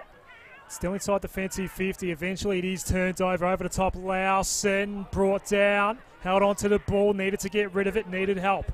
North Melbourne got back in numbers. Junker. Ball spills out. Bouncing ball. It's going to stay with Coburg for now. Exxon in board. Good vision to hit up Liam Hunt. He's got the ball. Man on the mark. He's right on 50. Yeah, he's a really good kick for goal, and I think he's their best player. There you go. So we'll see how we go here. I agree with you, Stoney. Has 1 goal for the season so far. This Hunt has played every game. Slide angle. Man on the mark is about 48 out. They need a goal, Coburg, just for morale. Oh. Right foot's on the way. Distance was not a problem. And he's finally kicked Coburg's first. Some Bronx cheers here at Piranha Park. 1-6-12, playing 8-8-56. Yeah, beautiful kick. He got the read of the breeze right. Oh, yes! The Lions back! Magnificent. I mean, slightly healthier than what we heard last season, but still. Last year we were here. And, still malnourished, though, it's fair to say. Well, fair to say it was on life support, the old line. Just had to squeeze it to get a roar out of it. Yeah, but revitalise the old line. Well, I'm not 100% sure of that. I think the replacement's in a bit of trouble as well. 1-6-12, playing 8-8-56. That was one of our talking points pre-match, Adam, to see whether the line will be back. And we're very happy that the line is back. Ball back in the middle. Allen trying to push it forward, but just taken away from him by Jansen. He's been good today. Now a kick inside 50. Wood under pressure. Couldn't take the mark. Working there. Blair, they've got some numbers, but they've coughed it up. Now a high ball will go nicely into the hands of Taylor Garner. He was just going with the flight of the footy around the pack of players that was there. And this is a gimme goal for Taylor Garner. Stoney, this is what really hurts. You work so hard to get your first goal of the game when you're practically being smashed, and then out of the next centre clearance on the half-time siren, you just potentially cough one straight back up. It's sort of heartbreaking stuff for the team that's battling. Top of the goal square, slightest of angles for Taylor Garner. Chance to add the 9th, and he does. 9-8-62 North Melbourne, 1-6-12 Coburg. That quarter going 31 minutes and 15 seconds. Garner getting his first on the board for this afternoon. Let's run through the goal kickers and we'll go around the grounds if Adam's phone's going to work after he dropped it. 2 goals each to Nick Larkey and Mason Wood and Michael Close, and singles to Garner, Bruce and Jansen. And the single goal kicker for the Lions in that second quarter late, Liam Hunt. 9-8-62, playing 1-6-12. And it's tough for the Lions at this stage, but still a half a footy to come around the grounds. Adam, please. In what's becoming a bit of a trend in the top level at the moment, this one's under the Etihad Stadium. Essendon 5-6-36, leading Melbourne 3-6-24. A low-scoring game in the pristine conditions of Etihad Stadium, as Melbourne actually have just kicked another goal. Mitch Hannon has his second, so make that 4-6-30 Melbourne, Essendon 5-6-36. A break. Plenty to talk about here at Coburg. While the scoreboard not looking all that great at the moment, there's plenty to chat about in terms of the developments happening around this venue. We'll have more on that and a wash-up of the first half coming up next right here on Peter Jackson VFL Live. Watch Channel 7 this Saturday for live Peter Jackson VFL action. Head to vfl.com.au for the full list of upcoming broadcast games, results and news, or download the new VFL app, the Peter Jackson VFL. Live this Saturday at 2 p.m. on Channel 7. Get involved. There's an art to this kind of deal. The guy's got to look the part. He's got to be smart. He's got to be brave. He's got to know when to seize the moment. With Peter Jackson half-year sale, any 2 suits for $895. The rules are simple, but the art is in the details. Peter Jackson. Your Peter Jackson VFL club needs you to show your support. Buying a VFL club membership puts you in the box seat to watch AFL players and the stars of the future at your local ground. The VFL gives you the chance to get in the coach's huddle and enjoy kick-to-kick on the field, whilst kids under 15 get in free. To be part of the action, head to vfl.com.au/membership to find out what membership offers are available at your club in 2018. Love your sport? Then you'll love SEN. 1-2, Jamie Wicks up first. Craig Lowndes And you'll second. find it on digital radio. Simply scroll to SEN, Melbourne's home of sport. I'm a digital radio. To help explain why it's time to update your old radio, with me is my friend Digital TV. Hi. Where you go? Remember when us TVs went digital? Everyone does. Get to the point. Suddenly, you got lots more channels for free. Yes. Well, it's the same with digital radio. When you buy a digital radio, you can get all your favourite stations, plus up to 30 extra ones, playing all kinds of music, live sport and talk. That's pretty great. It's really great. All you have to do is head into your nearest retailer Or check out digitalradioplus.com.au and upgrade to digital. The new VFL app is the best way to keep up to date with all the action in the Peter Jackson VFL and Swiss Wellness VFL Women's. Follow live scores, get the latest news and see all the game stats at the end of each weekend's round of matches. Search VFL and download it from the App Store. The VFL app. Get involved. For all the latest Peter Jackson VFL news, results and video links, head to vfl.com.au. Your week is fully planned. See highlights from the latest round of VFL action each Monday. Catch up with all the stats that matter on Tuesday. Wednesday, look through the Toyota Top 5 Plays of the Week. Thursday, stay tuned for the team announcements. Then Friday, preview the next round of action. Visit the Peter Jackson VFL website at vfl.com.au. Get involved. It's your job. You'll be fine.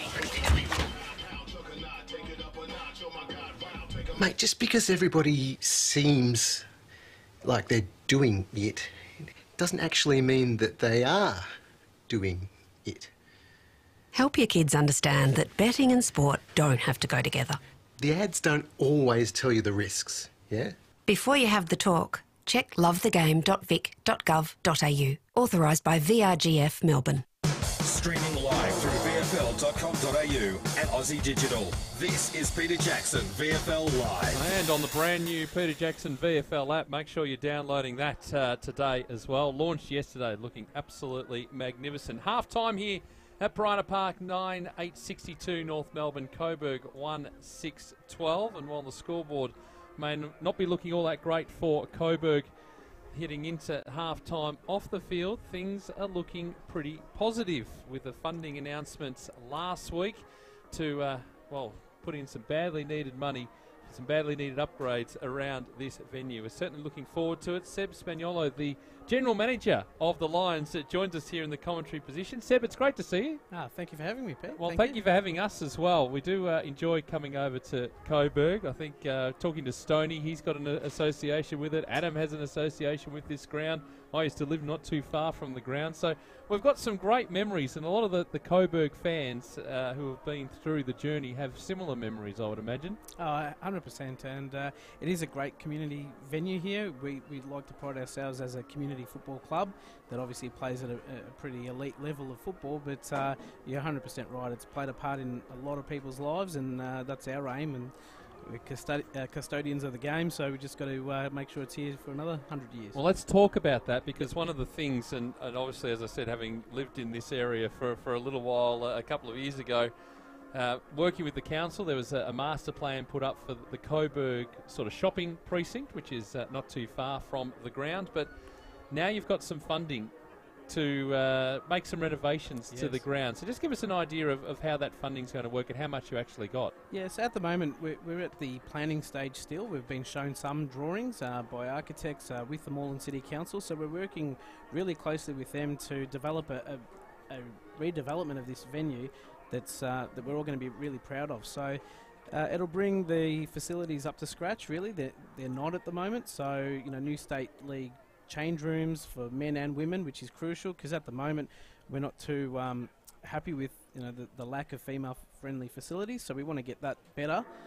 So we're working with the local council, state government, and also federal government and the AFL itself to get as much as we can into this venue, because we feel that it's the only standalone northern suburbs venue, and it really should be the crown in the jewel, so to speak, of the northern suburbs. So what's the sort of time frame? Obviously talking about it being at sort of that drawing stage or architecture stage. What sort of timeline are you and the council putting on it? Well, we think at this stage it's probably 18 to 24 months away from being dug up and starting and getting the bulldozers in and doing the work. And then from there, it's going to be a 12 to 15-month project from there. So that will see some challenges for our football club, like Werribee experienced last year. Where do we go for a year? Do we take our home games on the road, etc.? And these are things that we'll start working through once we have a clear indication of when we're starting. You probably couldn't go sort of 10 minutes down the road to the enemy, could you? You could not do that. Not too sure if they'd take us. We're open to anything right now. Whether it's Windy Hill, whether it is up the road at Preston, we really need to be open-minded to anything, and even Craigieburn, Calder Cannons, where they are, it could be a possibility. You have played games at up there. Yeah, our club, when we were aligned with Richmond, we actually went there for a season. Yes. Yeah, so there's a bit of history there, and we've got a good working relationship with the Cannons. So, like I said, we're open to anything. Yeah. Seb, we see the football today, and we see, you can see the difference. Obviously, a line side, non-line side, or a side's got their own AFL players. That is the crux of competition. Yep. We want to be competitive on the field. Is there a sort of a study of how you're going to be competitive, what you're going to do, what the strategy is moving forward to be competitive in this competition, because we know it's a tough comp?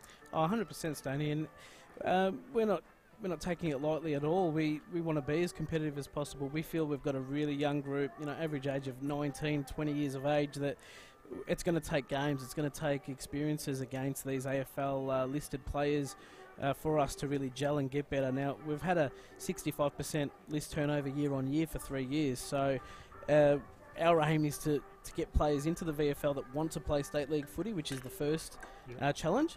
Then once we find them, then get them into the system, get them up to speed with game plans, etc., which, again, not too easy with a brand new coaching staff. So it's going to take some time for us, but the plan really is that, we identify talent that can play State League and then give them every opportunity to do that. Well, part of that is the relationship that you have with the Calder Cannons, and it's one that's been fostered over a number of years. And looking through the Lions list, you see a lot of players on the list who have got that Calder Cannons experience. How important has that relationship been to the club? Oh, it's crucial because, Coburg, the area, in terms of talent coming through, AFL footy is not number one in many households in this area anymore. So for us to have a Calder Cannons relationship where they do most of the identification of young talent coming through, and then we work with them when they hit that 18 year or that top age year at Cannons, that if they get drafted, fantastic. We're the first ones, applauding Cannon's work there. But if they don't, they then realise that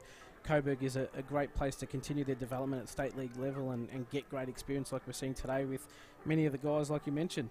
As we know, Lee Adams, Patch Adams, experienced AFL player, was very successful in his own right as a coach in the Eastern Footy League.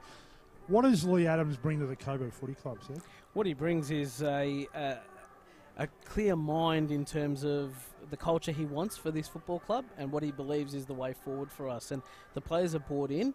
On-field results haven't yet shown that, but in terms of the feel around the club, it's never really, in my time 4 years at the club, it hasn't been better in terms of just players knowing they can go and have a chat, go and have a talk about things, and it's not easy, as you guys know. They're on the tools all day and then coming to training to get ready for a game like today where you've got 13, 14 AFL listed players. So he's really strong on just that commitment to this level of football, and he'll make some big calls, no doubt. One of the things you do a really good job of, and we see it through your social media and on the website, is your links with the local community, and one of those areas has been signing people up, the local community up to become members. Now, I believe there's been a real growth spurt in terms of memberships out there. We have seen the social media over the years where the players are walking up and down Sydney Road and signing people up. How successful has that been this year for the club? It's been massive, and we've, like many of the standalone clubs, we've agreed to be part of a program which has membership as a core focus, and I'm really proud that we've been able to go from 290 members last year to over 620 this year, and that's been on the back of having our own members do work for us as volunteers. And our whole philosophy is, if you're a member, go and get another one. And if we all do that, we're going to get stronger in numbers, and that's what we really need to be here in this area. So in terms of the membership, so if someone's listening or watching this afternoon and they want to sign up, what's the sort of cost of a membership and sort of the benefits that provides? Yep, so it's $70 for an adult, $50 for a concession. The benefits are that they get to come to every single home game here, and also we've got a Lions rewards program, so we've been able to introduce a rewards program through our sponsors, so that your membership ticket is more than just a ticket to the game. You actually get discounts at our sponsors, and it works for our sponsor to get some business, but also for our member to get a discount by being part of our club. Seb, just look at the Frankston model and what Frankston do with their local community and their football clubs in the area. I think Coburg's in a similar boat, different multicultural aspect in the area, but your local clubs and the clubs in the region are really important to the club. The relationship between the local clubs and the club, how's that going? It's something that continues to be a focus for us. We know that for many years we were considered a rival to local football here in this region, which is a pretty strong league, the Essendon District Footy League, and I'm an EDFL person myself, so I think that we've just got to continue to find ways that we can involve them in what we're doing and be a part of what they're doing. Yep. Is part of that obviously the situation without a development league, these players who aren't selected on your list to play in the game today, they go off and play local footy? I imagine a lot of those connections would be through the EDFL. Is that one way to strengthen the partnership? Yeah, it is, to be honest, and we have to really be open to that. We understand that players at the end of the day will have the choice of who their home club is, and we just guide them on giving them some options if they need help, but otherwise they make their own decision. And then we've had coaches from local footy come to our training sessions during pre-season, and we've got to be really open to helping local footy in this region, because it's going to make us stronger. Seb Spagnola, the CEO of Coburg, joining us here at half-time on Peter Jackson VFL Live. You mentioned in terms of the upgrade of the facility here, women's football. How big of a focus is women's footy with the Coburg Lions? It is becoming a big focus for us. It hasn't been to this point only because, as we've talked about, we've had our own challenges with our men's program. But what we'll see over the next 12 months definitely is our plan of having a senior open age women's side in the EDFL in 2019, with a view that we're in the VFL women's competition by 2020, 2021, depending on the redevelopment. We've tried a bit in the space in terms of opening up the club and having open access to starting at the grassroots level with junior girls footy.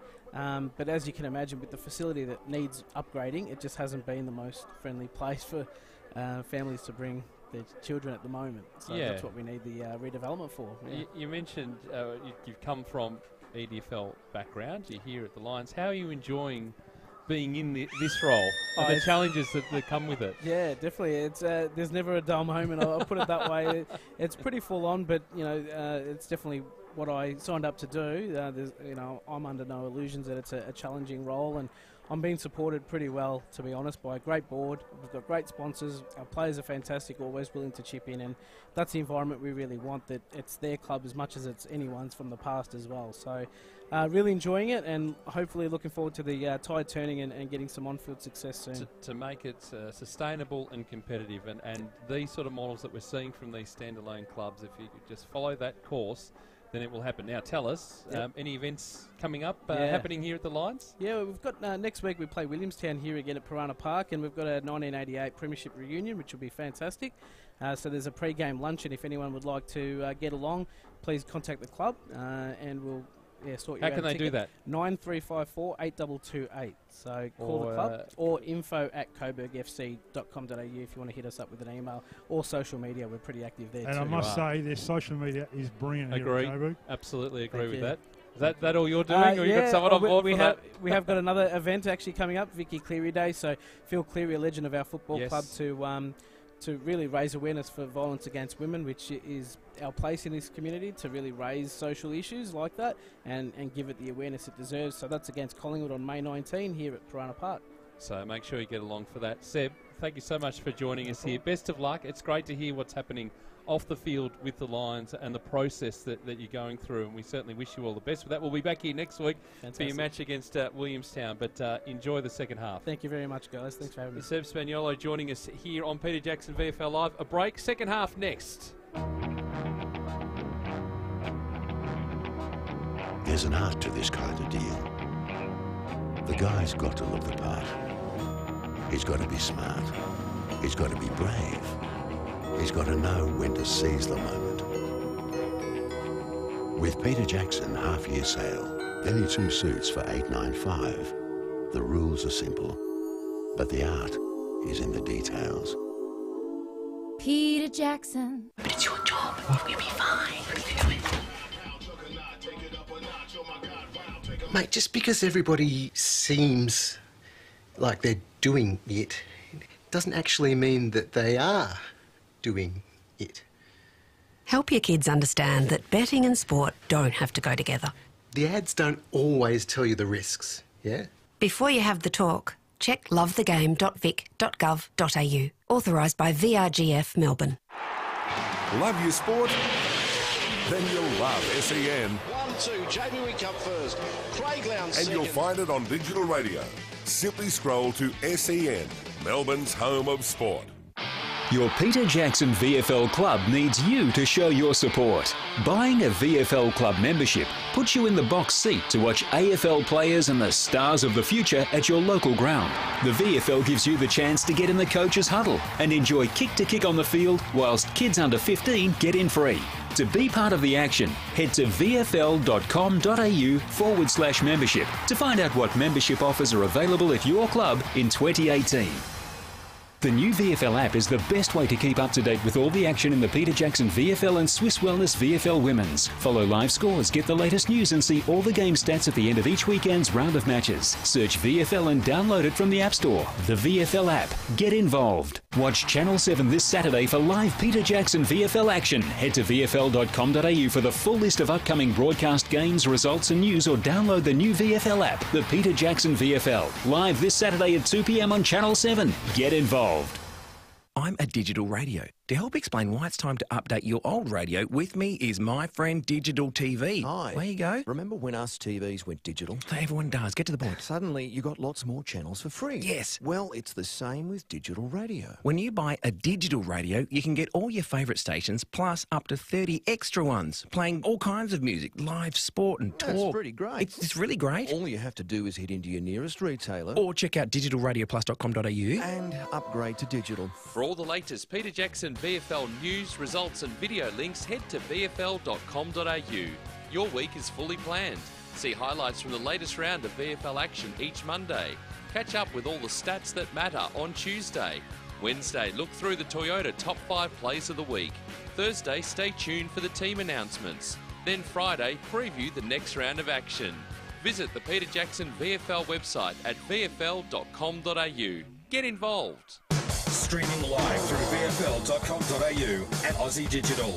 This is Peter Jackson, VFL Live. Away we go in the second half. Adam Sarakoglu, 62 plays 12. Kyron Hayden sent the Kangaroos inside 50, couldn't hit Mason Wood. We have a boundary throw in. 50 points is the half-time margin between Coburg and North Melbourne. 9-8-62 North Melbourne. Coburg 1-6-12. Had to hear from Seb Spagnuolo at half-time.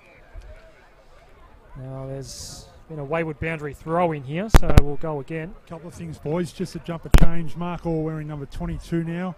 Had to get some blood on the old jumper. Number 6 wearing number 22, Mark Orr. And 3-goal breeze to where North Melbourne's kicking this quarter.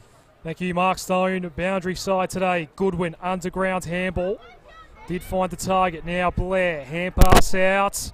Pressure came, turnover.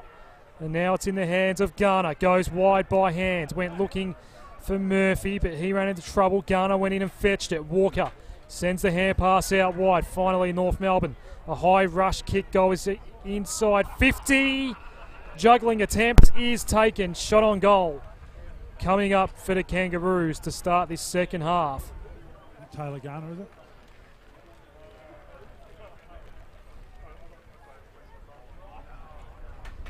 We'll go with Garner. Can't tell, Stoney, to be completely honest. Fix his number up there, I can't pick it up. Well, can confirm it is Taylor Garner. 45-degree angle, and will kick from just inside 50. For a game-high 56-point lead. Right foot's on the way for Garner, and that is tracking straight. They pick up where they left off. 10-8-68 to 1 straight 6. Going to have to be really careful in this first 10 minutes, Coburg, because with the breeze, it's certainly picking up as we speak. Just got to try and stop the onslaught of goals here in this first part of this quarter, because it could be all over quickly, and if not already. Yeah, it had that feeling about it. But interesting interview. We've had a couple of interesting interviews. Mark Penaluna last week here on Peter Jackson VFL Live, and so Seb this week talking about the challenges, the competition, but it looks like and seems like they've got the right model, do the Lions, and the success will come. It might just take a little while as Kabadia. Let's see if they can get something going here. Allen on the end of a chain of handballs. He handballs inside 50 dangerously. Is being held up. Lawson, he's stripped to the footy. And North Melbourne another opportunity. Hibbert's kick out of defence, partially smothered. It's coming straight back in again. The little kick into the pocket is good. Liam Hunt, good user of the footy. And he finds Mark Orr. Number 22, he's going to swing around, bring it back for a goal. That's his first for the afternoon, and that might give him a little bit here. Great to see. They've come out firing in this third quarter. So a response to the Taylor Garner goal from Mark Orr. 10-8-68 playing 2-6-18. We've gone 3.5 minutes in this third quarter on Peter Jackson VFL Live. Yeah, good result there. Young Mellington's a good player, and good to see him having a crack at VFL level 2, young Nick Mellington. Good player. So that's a goal apiece. Is it? It is. Yep, to start this second half. Garner kicked the goal for Kangaroos. We're back in the middle. Goodwin went to ground against Sherry that time. Hunt, hand pass out wide. Mellington back to Hunt. This will be a Coburg clearance. We go towards half forward. Orgelat in the hole, takes the mark. Coburg lifting in this second half as Orgelat goes bang. Lawson just not quite getting there. Fox was the main target. It's a good mark, tracking back by Nielsen. And the Kangaroos can repel 50. Nielsen comes broadcast side. Ball's going to be fisted over the line. Garner a bit slow to get up, hobbling in fact. Larkey was there as well. Boundary throw in. Sherry and Goodwin will go at it again.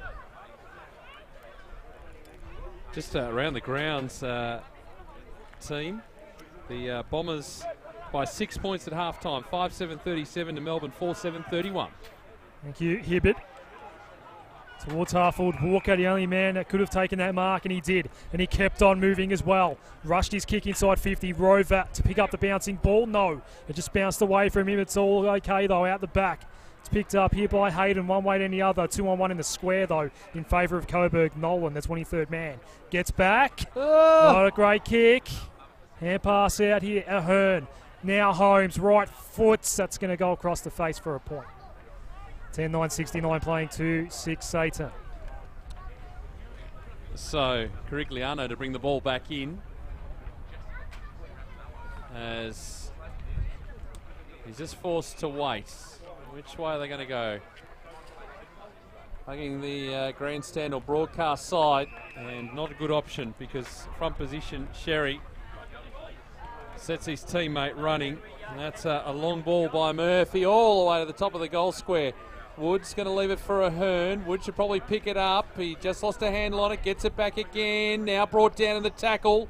Still managed to release the handball. Rovat got into the back of his opponent. It's going to be a free kick going Coburg's way. Last line of defence for Liam Hunt. Right in the back pocket. Probably get the hurry up here. Does. Go short. Lentini. Who goes short as well. They're just going to take their time.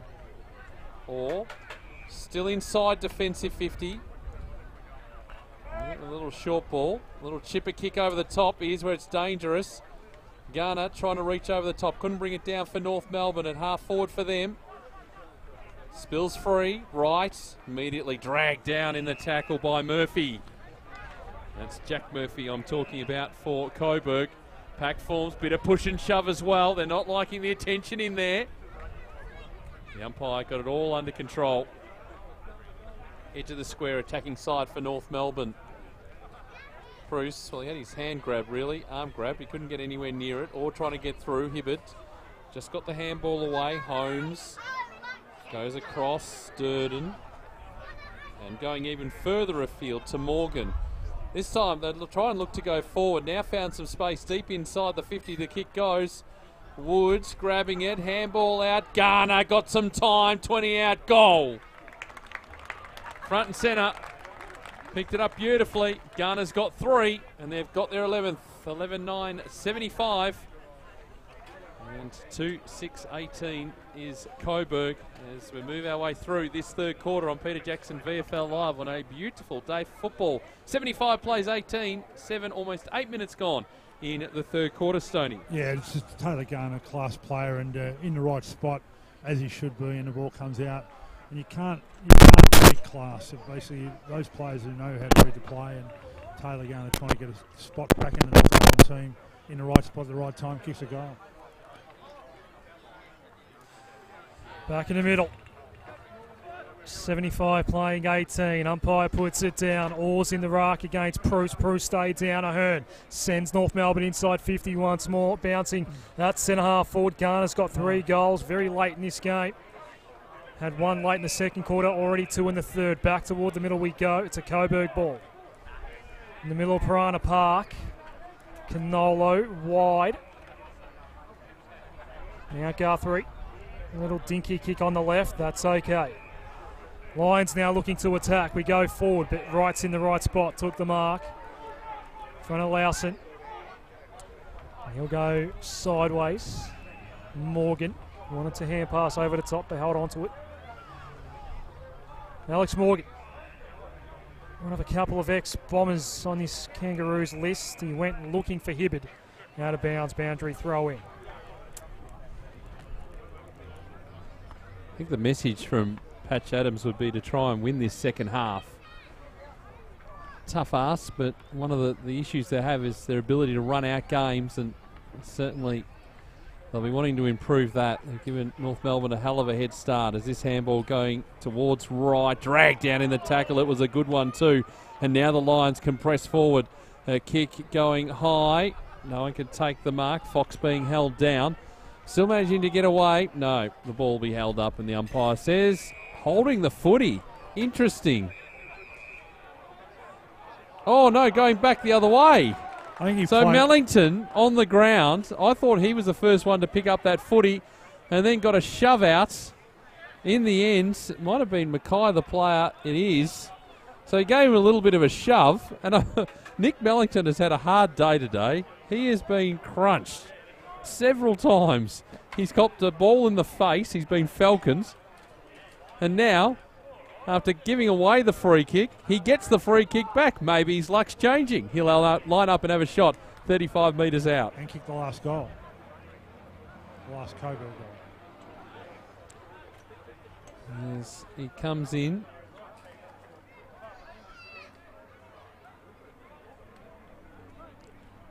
Steps inside now. Kick.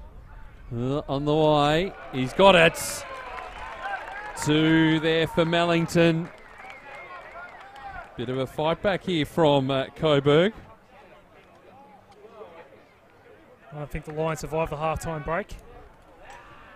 He's holding his face too, Nick Mellington. He's got one in the jaw, I reckon. Well, that might have been from the ball a little bit earlier in the second quarter that he copped straight in the mush. 11:9:75, plays 3:6:24. We've played 11 minutes in this third quarter on Peter Jackson VFL Live. Do you know the other thing when Sebastian was talking at half-time, the great thing that Moreland Council is getting involved with the ground. I think the local council supporting a VFL club or VFL program is really important to the future of the club. That's a really big statement and a big endorsement for the footy club. Anyone worried about the line, Peter? It's gone missing in this second half. Oh, yeah, good point. Back in the middle. Oh, it's Hunt's brought down. Got his kick out in time, but a North Melbourne ball. Hibbert up towards half forward. He goes, bouncing inside 50. It's picked up here by Wood. Left foot snapper. Goal. That looks good. Another one for North Melbourne.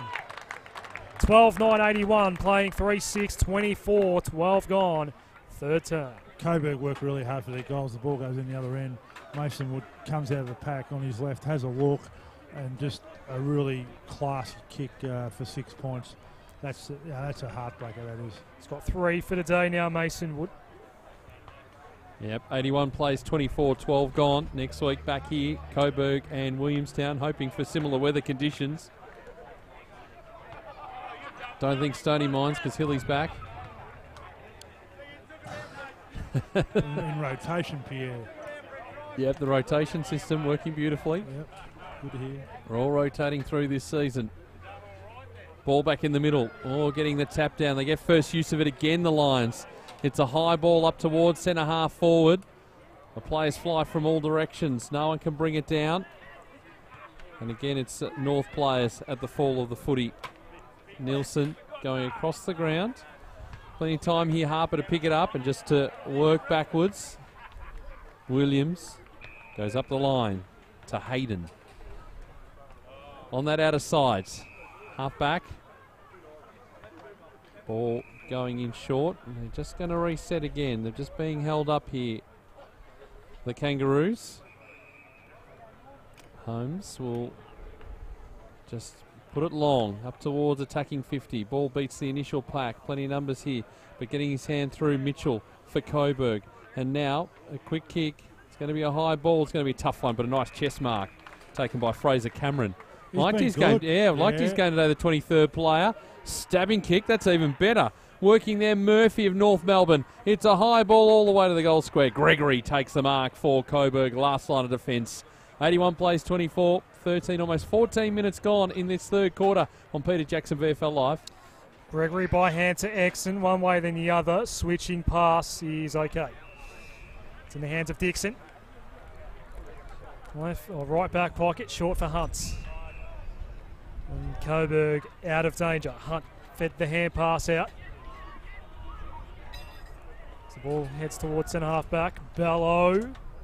Wide ball up for grabs here. Lost his feet initially, but eventually picked up by Mitchell inside 50. Goes looking for Lowson. Good fist over the top. Lowson out of play. Oh, and that's that man again, Fraser. Cameron's having a good day so far. Just made a nuisance of himself that time. Thought the umpire was going to signal out of bounds on the full there for a second. Boundary throw in here, left full pocket. Jumping Castle calling me, boys. You had your chance at half-time, Stoney. Here's Kabardier. Right foot's on the way. It's going to hold up in that breeze, and it's going to be marked deep inside that back pocket by Durden. It's a North Melbourne ball once more. Yep, Durden. 15 gone, third quarter. Comfortable lead for North Melbourne. The kick turned over again. Here's Liam Hunt getting on the end of it. Whistle. Oh, there's a holding free kick. It went back the other way. Guthrie not happy. Coburg play holding used to play. Larky, he's kicking into the middle of the ground. Close, they've got numbers, can take a bounce here. A couple from Harper. He steadies from 48 metres out. Oh, that's a good kick. Well, the turnover happens. And that was a beautiful finish. Jordan Harper getting his first goal of the afternoon. And just had that feeling. The play opened up. He ran in. Just slowed down a little bit to balance himself. And from 48 metres out, made no mistake. 13-9-87, playing 3-6-24. We've gone almost 16 minutes in this third quarter on Peter Jackson VFL Live. Jordan Harper, much sought-after player from the Canberra Demons last year, where we had a big crack at him, and just relationship, wanted to have an line, being in a line club or an AFL environment. And Jordan Harper was an excellent player underneath for competition, and as that goal there, just really knows what the goals are. Small, diminutive, but can play the game. Bit of a turnaround at Etihad Stadium, Adam. 8-7-55, Demons leading, playing 5-7-37, almost 10 gone in the third quarter. Bruce wins the tap down here, ball up. Are we underway at the G yet? No, 3:20 that game. Okay. Collingwood and Richmond. It's umpire to throw this one up. Both sides having good years in the VFL as well so far this year, Collingwood and Collingwood and Richmond. It's going to be a Coburg clearance here. Inside 50 we go once more. Man went down after the kick, and Orchler not happy with the treatment on Mitchell. Fox is going to get the free kick here. Downfield it's going to be. So Fox will have a shot from point-blank range. The points of greatest advantage as the kick went inside 50. So a shot on goal for Coburg. Got to kick the goal. The margin is 63 points as we speak. It's a game high. Not understating that much, Stoney. Fox. Captain Cliche. Goalless today, has 2 for the season. A careful approach, and as he did in the first quarter, at this same end, he misses an easy one. Gee. 3-7 playing 13-9 as we approach time on in the third quarter. Too close to the man on the mark, I think, a bit too. And just wanting to steer that ball rather than kick through it. Right. Kicks outside 50 for North Melbourne. And this is the difference. Just cleaner. And it's close. Goes longer up towards the centre of the ground. Garner almost had his head taken off. Still managed to get the handball away. They're just pushing it forward here, the Kangaroos. As Wood going long. He's going to have a shot and put it through. Well, and got dumped for his troubles after he released that footy. Will he get another go at it? The first one was pretty good. Just keeping an eye on Sean Gregory behind play. Went down on centre wing. He's waved the trainers off. Just hands on his head at the moment. So, what's the result here? Is the ball coming back to the middle? The umpires are just clustering around half forward for North Melbourne. And it looks like there's going to be another kick taken. And we're going to have 2 goals. Well, attempts. Potentially. Of course, Stoney. So this one not in the book. So he's kicked 4, Mason Wood. Yep. If he gets, I reckon he's got a chance of getting a recall next week on this performance. He's been really good today. Well, let's see if he can do the double. 93 plays 25, so that goal, first goal counted, yes. I was busy in back play, but he got that. And then immediately a free kick. In he comes from outside 50. Has to give it a little bit extra. Oh, it's the same result.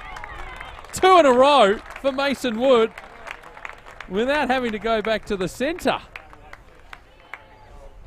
Well, there you go. I mean, that's for the little mini challenge that Coburg put on. They're playing better in this third quarter, and that just snuffs it out completely. 5 for Mason Wood. And, well, we're getting close to the hundy for the North Melbourne side. 15-9-99, playing 3-7-25. We're almost into time on in this third quarter. Here comes another cliche. That certainly rubs salt in the wound, doesn't it, that one? It's two goals in the same play, and you've kicked one from outside 50, the second one, and Cove demoralising, as you said. Coburg had a bit of a run on there in that first part of the quarter. The margin is 74 points. All of a sudden, umpire puts it down. Back in the middle. Bruce won it, not to advantage. Horowitz came crashing through. Wrapped up by both Goodwin and Carigliano. Ball up. This one getting away from Coburg, staring down the barrel of a 0-4 start to season 2018. Goodwin won that one down. Carigliano got his hand pass out. Hunt held onto the ball and went wide. Well-weighted ball and the mark taken by Allen. The boy from Pascoe Vale, in fact it's Exon, the man from Box Hill, formerly, wide for Goodwin. Took a very strong mark. Garner was coming for him and held onto the ball. Surely that's got to be 50. Taylor Garner not letting him times. Up. No 50. Unbelievable. Why is that not 50? Allen's begging for the ball here, broadcast side, but Goodwin's looking deep. Mongrel kick inside 50. That's going to work out. Mark taken by Hunt. Maybe it's Tilly, in fact. Oh. Shot on goal coming up for Coburg. I can't believe that contest with Garner and Goodwin, that there was no 50-metre penalty, because clearly Garner was hanging on to Goodwin there and then shoved him back into the turf. Well, they're going to get a shot on goal anyway. Aiden Tilly from 46 metres, kicks on the way and will not get the distance. Mackay kills it off, and Sam Wright will bring this one back in. 3:8:26 to 15:9:99, time on third quarter. Oh, right went short, it's not the best option. Brought down. Great tackle. Yeah, Morgan in trouble. Brought down. Oh, and the push and shove continuing too. Cabatier's been put down, and they're into it. There's a bit of feeling in this one.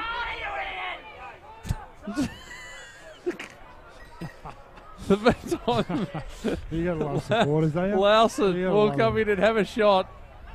Things just settling down. It's been simmering for a while. Got to kick the goal. 26 plays 99. 22 gone in the third quarter. Larson hasn't kicked a goal today. He's 35 out. He still hasn't kicked a goal today. He's put it out of bounds on the full. They're stabbing at it. I think goal kicking might be one of the points of focus at training this week. Harper to bring the ball back in. Handball to right. They're just working across the ground as Durden goes for a run from defensive 50. He kicks a long high ball. Mason Wood playing up the ground. That doesn't bother him. His kick, not the greatest to Jansen. He's got time to pick it up. He's going to have to go all the way back out there again. And we'll go around and around in circles. Jansen, what's the call here? Umpire saying, let's just reset things. A player dumped behind play again, Stoney. In the middle of the ground, and there's a bit of feeling again. It's going to be reverse, the kick. It's going to go the way of the Lions as they're just working their way around. Dixon on that far side. 99 plays 26, 23 minutes gone.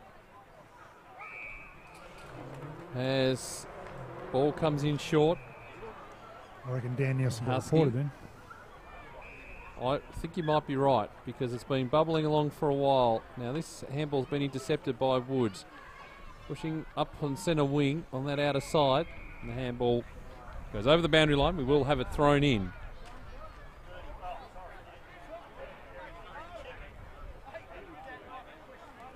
Bit slow to get up there was Dixon. He's okay. It's been a fairly physical game today. It's a hot start. Bruce Hearn fed the handball out. Running through was Harper. Now Wood. Can he go for number 6? Left foot's on the way. Mason Wood kicks his 6th. And that's the ton for North Melbourne before three-quarter time. 16:9:105 to 3:8:26. 6 goals for Mason Wood. 4 in this third quarter. Allowed to do what he likes, really, Stoney.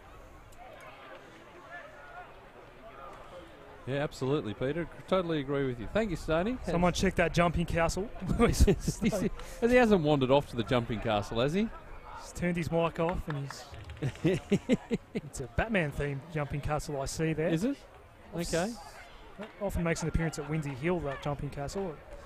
Just works the footy Yep, grounds in the local footy northern grand final day. in the northern suburbs. Back in the middle, 105 plays 26. 25 minutes gone in the third term. There's Bruce getting the tap down. Wellington just through hands, and now helicopter ball really favouring Tilly, but he went back to get it again. Long raking handball. Orr is there, back to Mellington, going around the body up to the top of the goal square. It's a one-on-one contest. Fox trying to get front position. Kabadier twisting inside, then out, then handballing over the top. And Fox was being held onto whilst not in possession. Umpire saw it and said, you can take the free kick. He's going to be on a really tight angle. He's only 15 metres out, but he's on a tight angle. Back with the Stoney. Sorry, boys. I had to jump in and have me jump. I had to take the shoes off, put the shoes back on and put some batteries in. So I'm back in play. He runs around Fox. It's a high ball's going to the opposite pocket, and it's gone out of bounds on the full. Did not time that at all well. And the kick to come back in. Tom Murphy, North Melbourne, in the back pocket. 105 plays 26 as we tick down towards three-quarter time. 26 minutes gone. Big quarter for North Melbourne as the ball going long outside the 50. Beats the initial pack, but players running through. Walker, one of those. Got handball support over the top from Garner, who's wrapped up in the tackle. Still managed to get the handball away. Sherry just hurls it on the boot, deep inside, attacking 50. Gregory chasing it down for Coburg. Can he trap it before the line? He does. In the back pocket, he goes in short, and now they've got runners over the top. Murphy, Coburg's Murphy this time. His kick outside, attacking 50. Kabadier front position, brought down from behind. No call from the umpire. It'll go over the line. We will have it thrown in.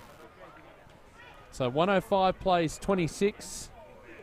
It's been a 7-goal-2 quarter in favour of North Melbourne as we head towards three-quarter time here at Piranha Park. 4 of those 7 goals off the boot of Mason Wood, having an outstanding game. He's had some AFL time this year, as Stoney said. Brad Scott will be looking at him coming back into the 22, perhaps at the level up, as the ball's on centre wing. Speak of the devil. Wood brought down by Carigliano, potentially in the back. Umpire let it go. Larkey, Hibbard under pressure. Hand pass came out. Oars out the back for Coburg. He's hurt his knee. Gave off the handball. There is a kangaroo down behind play. It's Hibbard.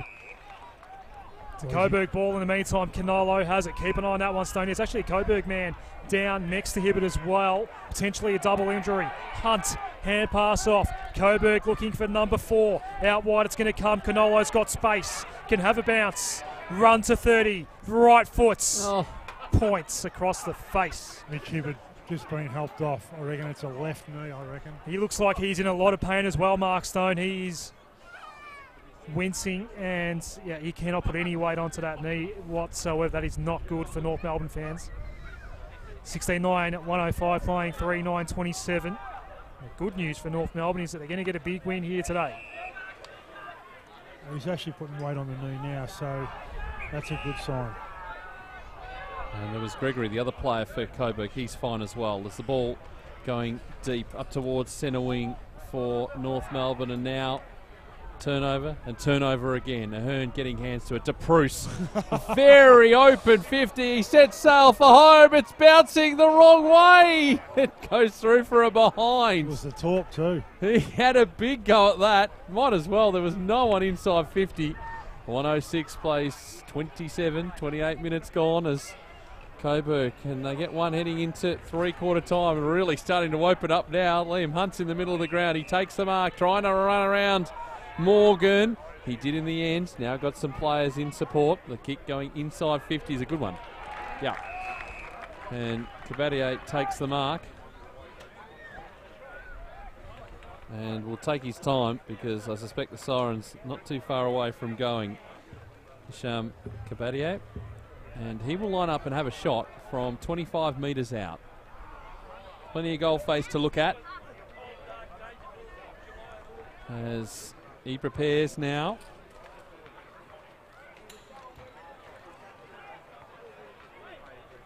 Steps in, deliberate approach, stabbed at the footy, one behind the result. Dear oh dear, 28 plays 106, 29 And 3/4 minutes gone in this third quarter on Peter Jackson VFL Live. There's the ball to come back in. Is there maybe time for one more for the Kangaroos, perhaps? That's 3:10 for the day for Coburg with a couple on the full as well. Murphy, interesting decision to go to himself and then handball to right, who was under pressure. Cameron clearing ball out. That's well over the head, though, of Harper, but Mackay was out the back, took the mark, got it to right. Outer wing ball here for North Melbourne. Mark was dropped that time close. Swinny board. Holmes has some space at half forward. They've gone inside 50 here to Kangaroos. Backing back Larkey. Couldn't take the mark. Intercepted handball. Walker to finish. They go coast to coast. Walker kicks number 17. 17-10, 1-12 to 3-10, 28 in the shadows of three-quarter time. Just too easy. Too easy. The ball, the pressure of the ball carry out from North Melbourne to Coburg. Ball gets turned over. Ball goes in quick with the breeze. Mistakes in your back line. 6 points. Just a really good effort. And this is tough. It's tough for Coburg. Yep.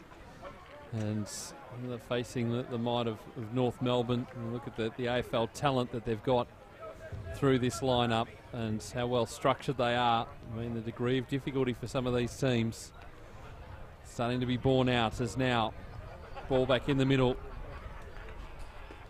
Or he got it on the way down, but again, it's a Kangaroo footy. Williams wheels around, long ball inside 50, carrying with the breeze. Mark not taken by Larkey. Plenty of numbers for the Lions, although they're kicking into a stiff breeze now and turning over the footy. And Sherry is there. 55 from goal. There's a song about that, isn't there? I won't sing all. No, please don't. Okay. And as he goes, he's going to be brought down from behind. Managed to get the handball away. No, he threw the ball in the end. I think someone was telling him he was under pressure, so he just tried to get rid of it as quickly as possible. Cabadier kicks across the ground for Coburg to Canolo. Got runner alongside as they work near the boundary line, near you, Mark Stone. Ooh. Handball over the top. Lentini. Too high. And the free kick will go to that player from Coburg. As we wait for this siren. Kick across the ground. Let's see if they can reset. Dixon does. 32 minutes and 16 seconds that third quarter. And they're getting the job done nicely, North Melbourne. 17 goals, 10, 112 to 310, 28. So that's 14 goals, the difference at three-quarter time. For North Melbourne, well, Mason Woods kicked 6. He's been the star today. Taylor Garner's kicked 3, and 2 each to Larkey and Close, and singles to Walker, Harper and Jansen. 2 goals to Nick Mellington for Coburg, and the single there to Liam Hunt. A big margin. Can they make it a 100-point margin, North Melbourne, or will Coburg win this final quarter? Still plenty to go in this match here on Peter Jackson VFL Live. We'll take a break. Back with plenty more on the other side of this here on Peter Jackson VFL Live. Your Peter Jackson VFL Club needs you to show your support. Buying a VFL Club membership puts you in the box seat to watch AFL players and the stars of the future at your local ground. The VFL gives you the chance to get in the coach's huddle and enjoy kick-to-kick on the field whilst kids under 15 get in free. To be part of the action, head to vfl.com.au/membership to find out what membership offers are available at your club in 2018.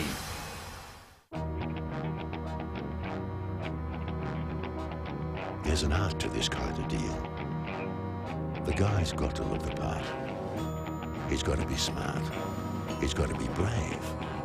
He's got to know when to seize the moment. With Peter Jackson half-year sale, any 2 suits for $895. The rules are simple, but the art is in the details. Peter Jackson. Watch Channel 7 this Saturday for live Peter Jackson VFL action. Head to vfl.com.au for the full list of upcoming broadcast games, results and news, or download the new VFL app, the Peter Jackson VFL. Live this Saturday at 2 p.m. on Channel 7. Get involved.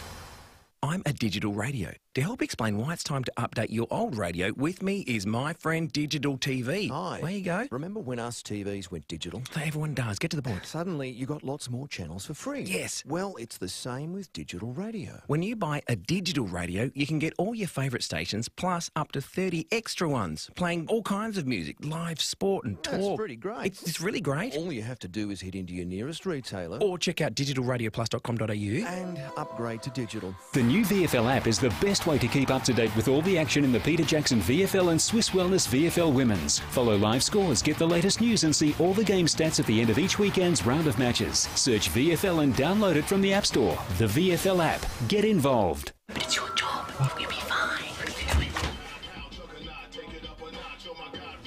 Mate, just because everybody seems like they're doing it doesn't actually mean that they are doing it. Help your kids understand that betting and sport don't have to go together. The ads don't always tell you the risks, yeah? Before you have the talk, check lovethegame.vic.gov.au. Authorised by VRGF Melbourne. For all the latest Peter Jackson VFL news, results and video links, head to vfl.com.au. Your week is fully planned. See highlights from the latest round of VFL action each Monday. Catch up with all the stats that matter on Tuesday. Wednesday, look through the Toyota top 5 plays of the week. Thursday, stay tuned for the team announcements. Then Friday, preview the next round of action. Visit the Peter Jackson VFL website at vfl.com.au. Get involved. Love your sport? Then you'll love SEN. Looks to be the last game of the first set. Almagro leading 5-3. And you'll find it on digital radio.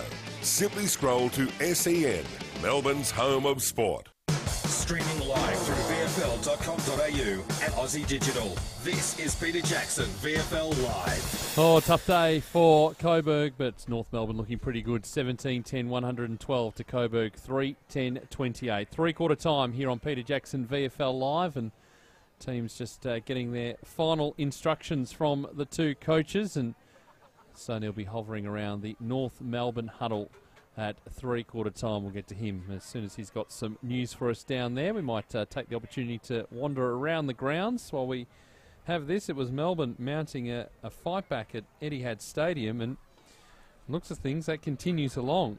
30 minutes, almost 31 minutes played in that third quarter. 11-10-76 Melbourne. Essendon 6-9-45. Remarkable turnarounds. They've kicked 7 goals in that quarter to 1. Big Maxi Gawn having a big game there. 2 goals, 14 disposals as well. Bailey Fritsch has 2 goals, as does Mitch Hannon. Charlie Spargo has 2 goals, and Jesse Hogan as well. Jake Stringer, the only bomber with multiple goals, with 2 in that one. And we are not too far away from Collingwood Richmond. We might get some scores from that in the latter half of this final term as that one gets underway at the MCG. So while we wait for the North Melbourne huddle to break up, the Peter Jackson VFL app, the official app, if you haven't downloaded it yet from the App Store, wherever you get your apps from, make sure you do it, because it's looking absolutely magnificent at the moment. You can get absolutely everything you need for this competition all within the app. You can get live scores, the match centre there, ladders, club info. You can find out about players, all the latest news, the broadcast information, so you can connect to our broadcast and listen through the app as well. Highlights, the top 5 plays, some replays from our streaming games. Of course, you can always replay our streaming matches throughout the week and beyond. The different podcasts, the Facebook, Twitter, Instagram, and also the Contact Us button too. But all the competitions represented through the app, but magnificent and looking very, very good at the moment as the North Melbourne huddle breaks up. Stoney. They are. I'm just going to try and grab a moment with Dave Lauder, the coach of the North Melbourne VFL team, if I can, as he walks off the ground. Hopefully I can... he's talking to Brad Scott at the moment, so it'll be an interesting conversation. Yeah, probably don't want to get involved in that one. No, I might stick about 10 metres away as he walks off the ground. As Coburg were in the huddle pretty quickly after that break, so just had a very deep conversation. But you'd have to be happy with the three quarters. Dave, can I just grab 1 minute? Three quarters, mate. Happy with it so far? Oh, look, so far, Stoney, I think we're going okay, but look, you just want to keep on task if you possibly can and keep getting results that you need to get. So, look, Coburg were really good. I thought that quarter around the footy and gave themselves a chance, but we kicked us. Oh, no, we kicked 6 or 7 that quarter too, mate. So, yeah, so far so good, mate. We've just got to finish the game nice and strong. Thanks, mate. Beautifully done. Thank you, Stoney. Live ladder, North Melbourne now 6th on the table, percentage below Collingwood. I don't think they can catch Collingwood today because the percentage gap is still 35 percentage points. But important Coburg to is 0 and 4. maintain the percentage here for North Melbourne. 112 plays 28. Away we go in the final quarter here on Peter Jackson VFL Live. Here's Adam Sarakoglu. So the Kangaroos will be well entrenched into the top 4 of the Peter Jackson VFL after top 8, I should say, after round 4. As Bruce fed the handball out and working it by hand inside 50. Bello, that's a high tackle though by Holmes and a free kick for Coburg. Nash Holmes again. Loves a bit of niggle. Umpire just had to blow the whistle and get things to calm down a little bit. Bello has it for the Lions and he goes wide. Tilly has it. Guthrie asking for it, but he goes backward instead. This is Blair combining with Exon over the top. Exon behind centre half back. High ball to the middle of Piranha Park. Ball slipped through a Coburg hand there. Out the back, it's Jansen. Hand pass off. Garner. Pressure from Guthrie and from Orgela. Went back by hand. Murphy works his way, weaved his way through the traffic beautifully, and he hits up Mason Wood inside 50. Putting on a good show for his senior coach today. Brad Scott, as Stoney said, is here. Mason Wood directly in front. Can go back for number 7. You're interested to see how much time, because my gut feeling is, right, that Mason Wood won't see the whole game. I reckon he'll take him off the ground. Because I reckon he'll have a recall next week, no doubt. So he's directly in front. He kicked 4 goals in that third quarter, including a double goal. Got a free kick after kicking his 3rd of the game. Left foot's on the way. Very high ball. The wind's going to carry that one to the left. Is it marked on the line by Nick Larkey? Yes, the umpire's going to pay it. Big Suva has it in the right left full pocket. He's only kicked 2 goals, both in the first quarter. Right foot around the body. 18-10, 118, playing 3-10-28. 90 points is your margin at Piranha Park.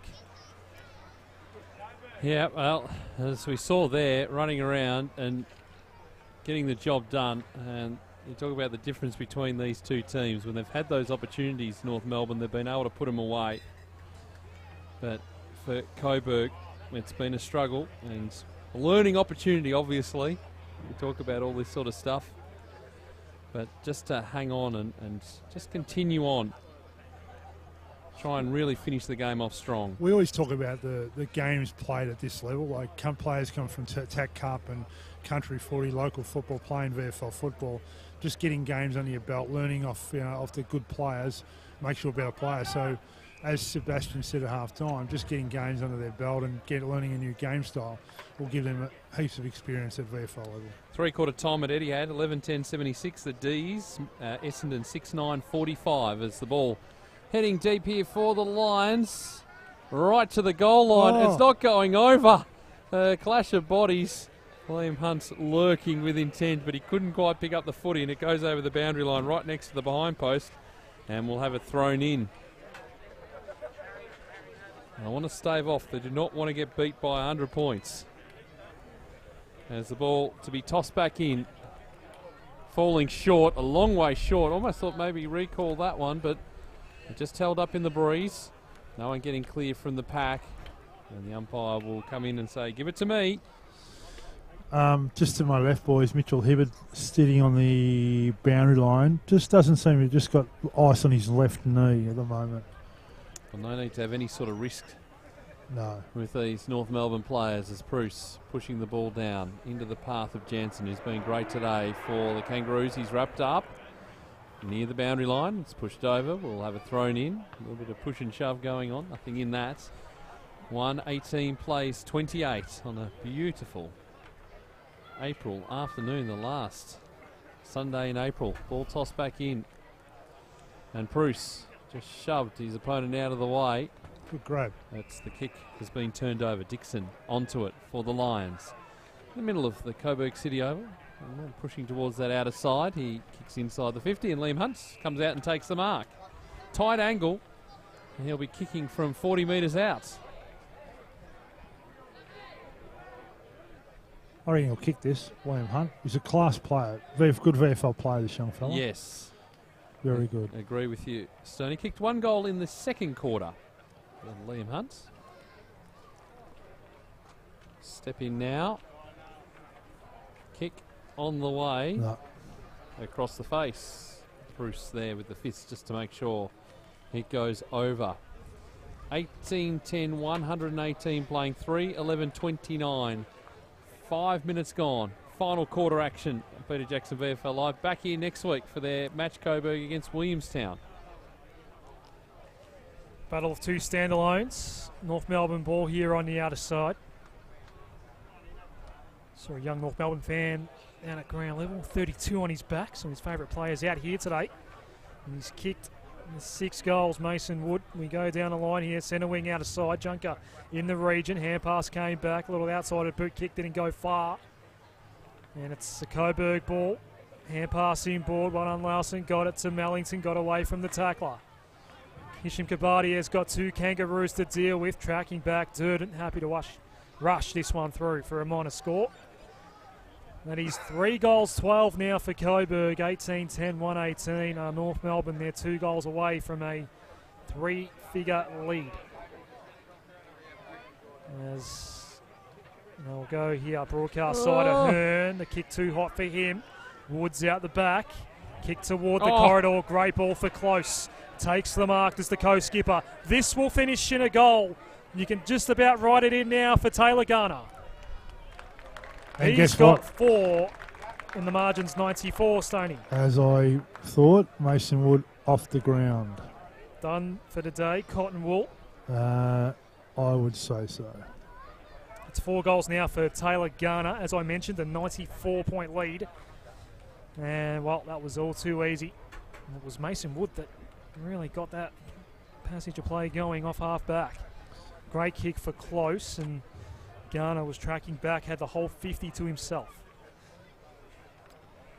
Yes, well, it is the 100. The scoreboard just updating for you, Adam. 20-10, 130, playing 3-12-30. 7 gone, final term. As the ball back in the middle, Guthrie hasn't stopped trying today for Coburg. Wrapped up in the tackle, the umpire will throw the ball up.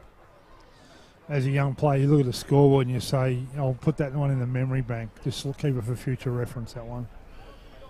As now, an opportunity again for North Melbourne. Guthrie onto it again, though, for Coburg, right near the line. It will be thrown in.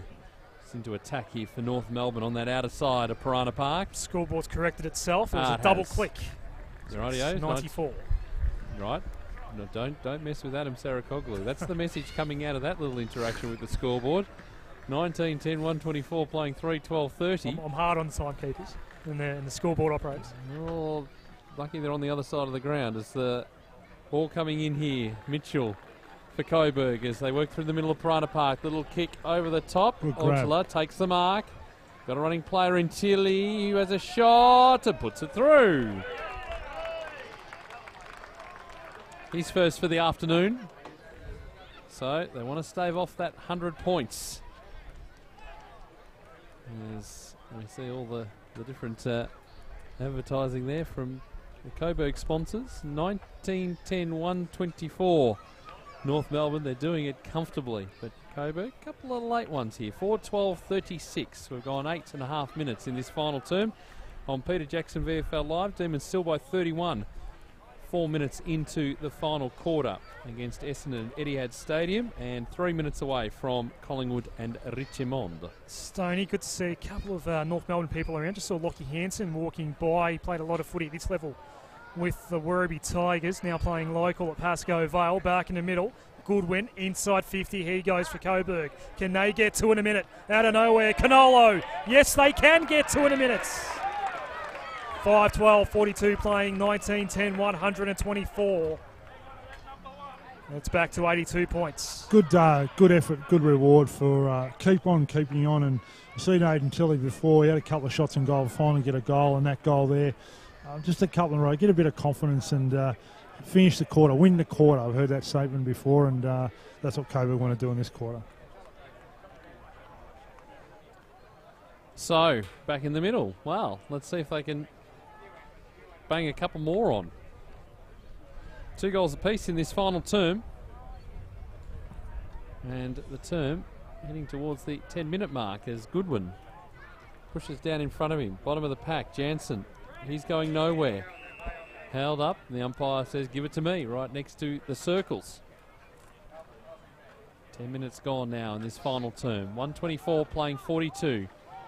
Here on Peter Jackson VFL Live. Ball to ground, Hunt grabbing it from the right contest, throwing it on the boot, pushing it inside 50. Oh, not a bad move here from Lawson. He can wheel around and have a shot as well and put it through. Nicely slotted, 40 outs. So, at this rate, the comeback's on. Three in about 3 minutes for Coburg. 19-10-124. The North Melbourne side, who are doing this comfortably, we should say, but we're keeping ourselves amused. 6-10-48 Coburg. 11 minutes gone in this final term. I'm thinking that I reckon Mason Wood's day is done. He's got the boots off. He's taken the tape off his hands. Is that a big sign? I think so. I think so. So how many active players on that North Melbourne bench now, Stoney? 3. Back live, Coburg on a bit of a purple patch here. They've kicked 3 in a row. Kabardier, an aggressive tackle. Goodwin came in to help him. Umpire crosses his arms. 6-12 for the day, and all of a sudden you might be thinking, if they kick a bit straighter, are they potentially a small chance to still be in this Coburg? Well, yeah, if you're 12-6, and your confidence as well. So North Melbourne will get this clearance. A high ball towards half forward. Sherry's underneath this one. Won't get to it. Bravely underneath it was Guthrie. You'd expect nothing different from a Guthrie boy. And he takes the mark. True centre half back. Switching ball for Kabardier. That's okay. Mellington running through. Kabardier held on to the ball. Sold some candy nicely in front of Cameron. Goes inside 50. Can the Lions get 4 in a row? No, not this time. Durden's out the back for the Kangaroos. And he takes the mark. Left back pocket. Chip over the top for Rover. Yep. Who can just go the chipper ball. Looking for Garner. Takes the mark under pressure. Still inside defensive 50 here. And we'll just go short. He's just feeling it a little bit there, Taylor Garner. As the ball will go up the line. And working there is Rice. Centre wing. On our broadcast side. Here are the interchange benches. He just kicks a high ball, one for the pack. Like he flew, couldn't bring it to ground. Numbers for the Lions. Blair. Here's that 15, that kick, no, said the umpire. But Allen's got plenty of time here in the back pocket. So he's being corralled. Handball. Players are in a little bit of trouble. Can they get something going here? They can. Nolan, right near the boundary line, Mellington. He went over. And the umpire will throw it in right on the spot there. So good call. 13 gone, final term. 124 plays 48. North Melbourne getting the job done. And the D's 43 points out now. 9 minutes gone in the final term. At Stadium, and they're a minute away, a minute in the MCG. No scorers yet. Collingwood and Richmond as Mellington going around the body with a high kick. It'll be turned over again. Turnover for turnover. A bit untidy this play. So we wind down here at Piranha Park. The kick not finding its target for North Melbourne. Harper still had time. Ahern trying to get round one tackle. Not the second, gone. Excellent tackle. Could be 50 minutes, huh? Just sitting there. He was legged. A bit of advance from the crowd as the kick. Inside 50 is good. Correct, Stoney. And Liam Hunt will go back and have a shot at number 2. You think he'd jail this one? This is the 4th for the court, Adam, yeah? Liam Hunt? No, 4th goal. Yes. They had 3 to 3/4 time, so yes. So Should we do our maths on the run here on Peter Jackson VFL Live? None of us are that good at it either, Peter. No, fair to say. A lot of calculator work going on. Tick, tick, tick. Haven't met many sports broadcasters that are good at maths, Peter Mercado. None of us are. The kick is going to be narrow, missing the left-hand side. 49, playing 1:24. 14 and a half gone in this final quarter. So Kangaroos, I'm not sure the 100's going to happen, but still plenty of time for that. Right, we'll go straight down the line. Gregory read it well against Garner, takes the mark, and he quickly gets onto the right inside 50. Lead was 50 presenting. Is that going to be 50 here? Canolo is, I think, the man that's got it for Coburg, and no 50-metre penalty. So he'll have to kick it from outside 50. Yes, in fact, umpire does say, come with me. There's a 50-metre walk to the goal square. Canolo will get his second of the quarter. Certain goal now. And they will be now kicking their fourth of the quarter. The Lions, Canolo, point blank range. 7:13:55, playing 19:10, 124, halfway into the final turn. As Mitch Hibbard walks past me, the camera might be able to pick that up just along the boundary line going into the change room. So heavily strapped left knee. Limping? Yep, he's limping. So hope that's not too bad. He's had a couple of knee injuries or a knee issue before in the past. So let's hope that's no good. It's good in some capacity, not too bad. So next week for the Kangaroos, another away game at Windy Hill next Saturday, 12 o'clock start against Essendon. And for Coburg, our broadcast match, 1 o'clock back here at Piranha Park against Williamstown. There's the ball back in the middle. We'll give you the other games at the end of this one. What's coming up next round? Plenty of buys in there as well. As Hunt is at the bottom of the pack. That's how you could deck at Windy Hill as well. Doesn't get much traffic these days, the spiritual home of Essendon, and it's usually in very good nick. Out there having a kick yourself, are you? All right, just on my lunch break. Just out there, just testing the turf. I like it. Good research as Blair for the Lions. Long kick inside 50. It's going to be a tricky ball from the player from behind, and well, for Fox, he couldn't get anywhere near it in the end, and the ball goes over the line. It's how the local league in the area tests the Sherrans to make sure they're up to the standard of the competition. Just really have some shots at goal toward the Napier Street end at Windy Hill. How's your goal kicking going? Not great. Bruce front position here for North Melbourne, and yet again better on they the should be run, able to clear. As Holmes, he lost a handle on it. Now another opportunity for the Lions. A little double grabber in there. As I pick up who the player is who's got that footy. Is it? Could be Canolo again, actually. Yeah, I'm thinking it's Canolo. It is Billy Canolo, bobbing up. 2 goals in this final quarter. And he'll line up and have a shot 25 metres out. David Loader wouldn't be very happy with this, would he? He wouldn't like allowing this. I know they're Coburg going to rally and win the last quarter and all that sort of stuff, but you want to keep momentum in your team, I reckon. Well, that's what he was sort of hinting to at 3/4 time. Back to that in a moment, because Canolo's kicked 3 in this final term. 61 plays 1:24. And a bit of respectability on the scoreboard for a match that was gone a long time ago. Yeah, it was interesting when he sort of walked up to him, Stoney, and you questioned about the message and pushing it through and saying how happy he was. He was very quick to sort of stop you and say, well, yeah, it's been okay, but the job's not done yet. It's cost them a ladder position as well. They're down to 7th on the live ladder now, below the Casey Demons on percentage. Demons lead by 47 points. 14 minutes into the final quarter. 14-10-94 to 6-11-47, the Bombers. And the Tags, one behind. Collingwood 0. We've played 6 minutes first quarter there at the MCG. Must say, caught a bit of the TV game yesterday, and every Tigers reference had a little giggle of that, Peter Mercado. Yes. Good passage by the Tigers. And yes. Great goal by the Tigers. So on and so forth. Tigers. Who do you think's going to win today? The Tigers. Goodwin. Ground level. Walker with the tackle. Ball up. Noel wants the Tigers here, of course, under the old alignments. So the other games next week, Box Hill City Oval, Sandringham Box Hill, big game there, 2 o'clock start.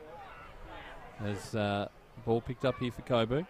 High wobbler from Carigliano, and there's Canolo again. Takes another mark. Too far out to The score. likely type players. No, it's actually Orgelat that has it. Apologies. Damandeep Orgelat, high towards the square. He goes, almost clunked by Lawson. Kabadier at the 4 with the snap across the face.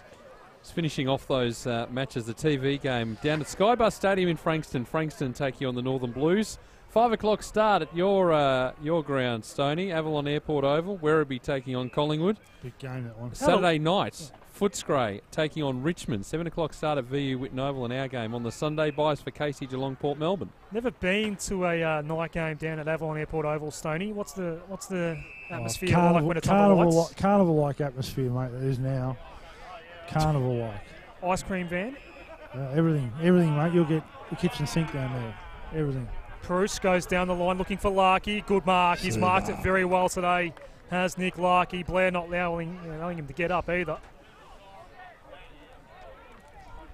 Nick Larkey switching ball. Had a teammate begging for it at left half forward. Dropped the mark. 3 lines there to pounce on it. Mellington, one of them. Hand pass off, and now a bit of work to do for Dixon. Did well, held on to the ball. Mellington gets it back. Goes inboard. This is Canolo, middle of the ground, stretching. Pajaski took the mark, but rushed his kick inside 50. It might work out, but it bounces away from Lawson before he gets to it. Boundary throw in left forward pocket, front of the Aquatic Centre. Well, we start to get to this stage. Time on in the final quarter. We go to our man on the boundary and sort of go through the thought process of who he might like to speak to at the end of the game. Yeah, I'm going to try and have a crack at Mason Wood if I can get near him. Yep, not involved with the recruiting of him to North Melbourne, Stoney? No, he's done and dusted, I reckon. There's the ball here. Wright picks it up. He just hurls it on the boot. It's going very wide towards the boundary line. Is that out in the full? It is. And that man, Billy Canolo, is wanting to take the ball. It's gone over the fence. Someone's going to have to throw it back to him. Would you like me to talk to someone else? Would you like to meet right apart from Mason? Would you like to interview anybody else? Well, I'm just conscious of time as well. 15 minutes left in our broadcast this afternoon. Okay. I think Big Suvalaki is one of our favourites here on Peter Jackson VFL Live. Yeah, I might go to Suva. Of course, if time allows. Try and get the song in too. We get time. On Aussie Digital, off air 3:45. Canolo tight on the boundary line. His kick is across the face. 1:24 play 63 to almost 22 minutes gone in this final quarter. Murphy to Williams takes the mark. So North Melbourne will be in the top 8 tonight. Down the line for Jansen, takes the mark. Goes skipper alongside Michael Close. Demons by 42 at Etihad's. And 4 behinds plays 0. Targers leading. Not a great year for the Bombers at the top level. Jansen held on to it, then went down the line long. Here's Big Suva again, but this time beaten to it by his own teammate Sherry. Oh, how close was that being over the Very, line? very close, 50-50. Tristan Sherry goes to the 2-on-2 towards half forward. Big fly close, couldn't take the mark. Ground level ball picked up now by Gregory. Runs across his goal face. Goes onto the right foot. Needed Orgelat to present, and he did. And Damandeep takes the mark on the outer side. Kept on going. Kick over the top. Well weighted. Tell you what, Canolo making the most of junk time. He's had a lot of it in his last quarter. Pajaski. Tommy Goodwin in the goal scope by himself. Mellington. Kick was slightly off the side of the boot. No mark for Lawson. Little kick from Williams. Okay for Wright. It's probably touch off the boot. Wright not really claiming the mark. Got it moving quickly. Turnover. Canolo has it back for the Lions, and he goes on the right, inside 50. Big Goodwin's down there against Bruce, out the back. That's going to be a rush behind. 8-16-64 playing 19-10, 124, even 60 points. 10 goals, that is, and Rovat has it for the Kangaroos. Well, considering it was going to be 100 points, they've done well here, the Lions, in this final quarter. Not to let this score blow out too much. Jumped early, though. And the D's, blimey, they're getting the job done. Back out to 48 points as things winding down at Etihad Stadium. Oh, kick it to the bad on the mark. Here's an opportunity again for the Lions. Finding some space. Lentini misses. Oh, he hit the post. Narrow. Gee, that was an opportunity and a half, really. Anyway, we'll see if they can get the ball out here, North Melbourne. The first kick's good to Williams. Still inside defensive 50, right near the aquatic centre. His kick going outside the 50. Good pressure. Working hard there, Corigliano. Pretty good in the first half for the Lions. Right, he kicked it and turned the ball over to Mitchell. Mitchell from a standing start from 50. 124 plays 71. That was a good kick, and that's turnover costing North Melbourne percentage. 19-10-124 North Melbourne, and they've stopped in this final quarter and allowed the Lions to put their ninth on the board. 9-17-71, 25 gone final term. They're actually probably 2 goals away from slipping down to 8th on the live ladder as well, North Melbourne. Williamstown could jump them if they allow a few more late Coburg goals. Williamstown here next week against Coburg on Peter Jackson VFL Live. Oh, they can maybe take some sort of confidence from this Stoney, this final term. Yeah, they'll take a lot. I mean, you'd think that... Here they go again. Lee Adams would sort of replay this last quarter and say, where was that all the game? Yeah. Heavy contact on Jack Murphy. Free kick for Coburg once more. Kabadia's begging for the ball, but he wants to go longer toward his skipper. No mark taken. In fact, it was all no mark taken. Ground level, left foot toward the top of the square, but Cameron in the right spot. 23rd man for North Melbourne. On the last line of defence, goes short for right. He won't be in any rush. It will be a North Melbourne win today. But disappointing last quarter has cost them a couple spots on the ladder at the end of round 4. Turnover, Kabadia, right forward pocket, kicks across the face, and in fact marked by Williams, last line of defence for the Kangaroos. So we've seen North Melbourne twice now on Peter Jackson VFL Live. I've liked Josh Williams in both those games. Outside of the boot, that kick for Sherry, who's also been impressive. Takes the mark, still inside defensive 50. His fellow ruckman Proust might just be lurking for this one down the line.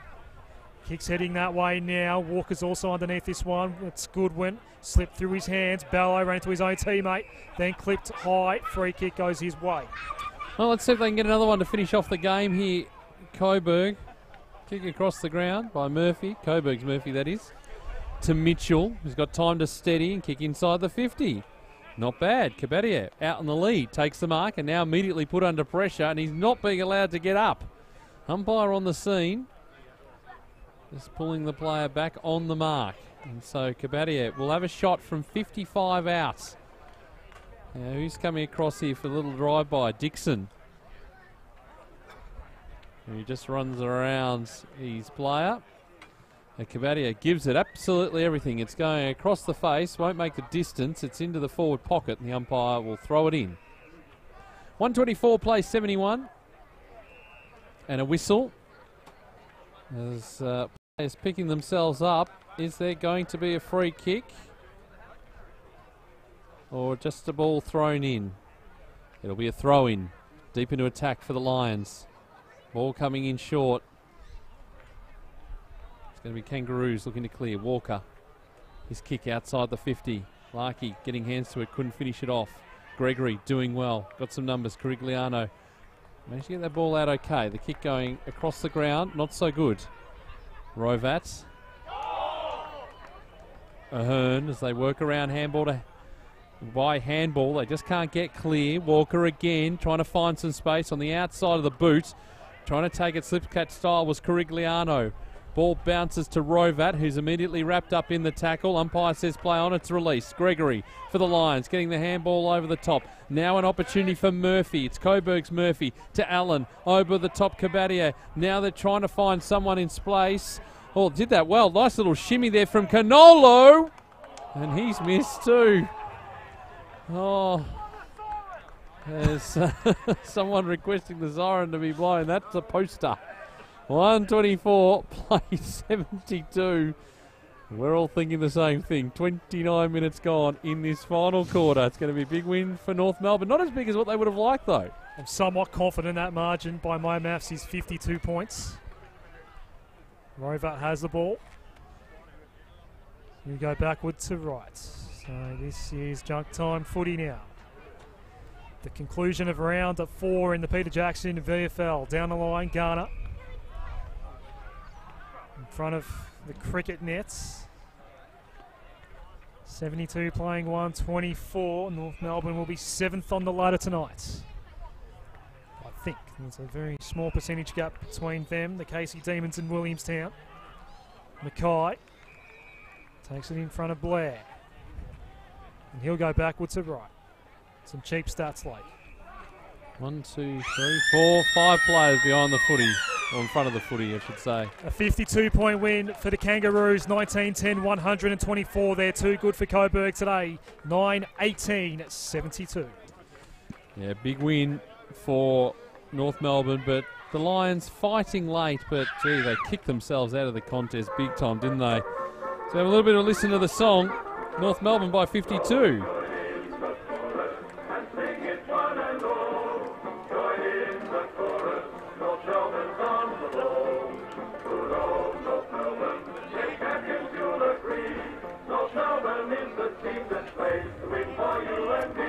They led by 34 points at quarter time, 50 at half time, 84 at three-quarter time, and run our 52-point winners. 6 goals to Mason Wood today, 4 to Taylor Garner, and 3 to Nick Larkey, 2 to Michael Close, and singles to Walker, Bruce, Harper, and Jansen.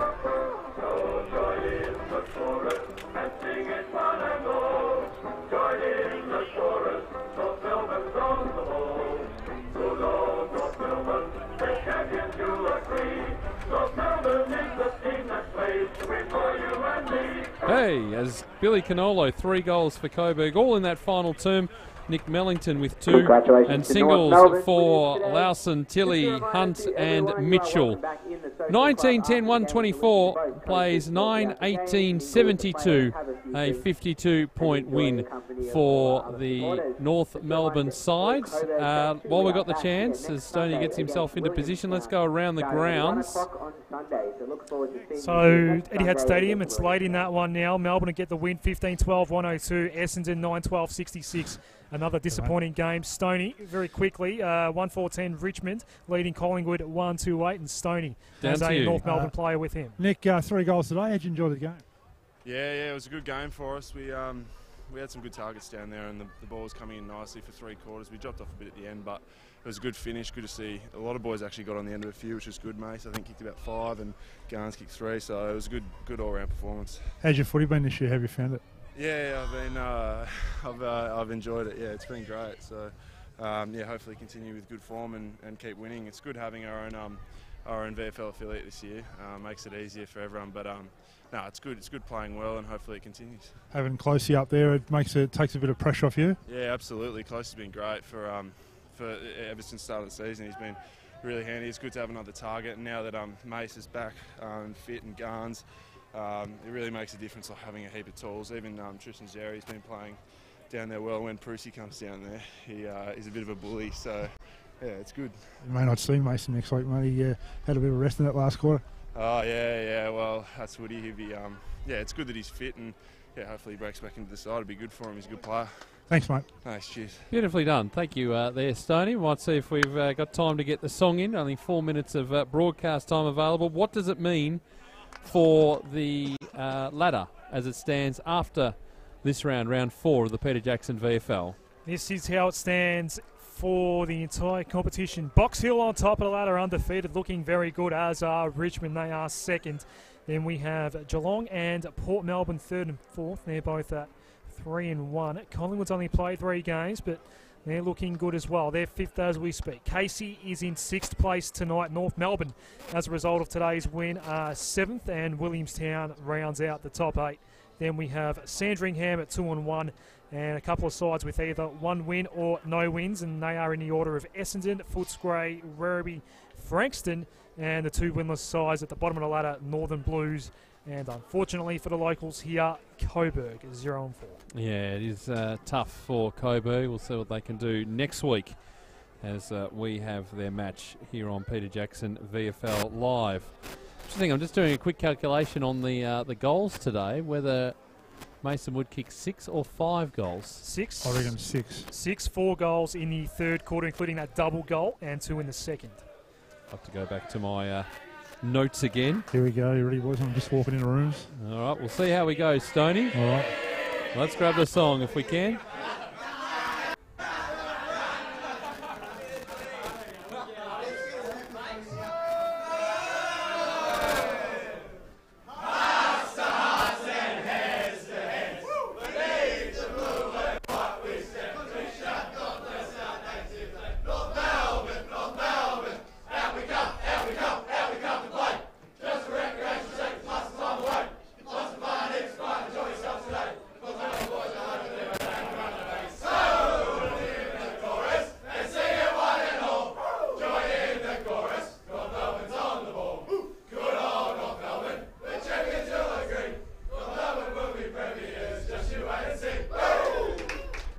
Nicely done. Thank you, Mark Stone, for your work on the boundary today. Much appreciated as always.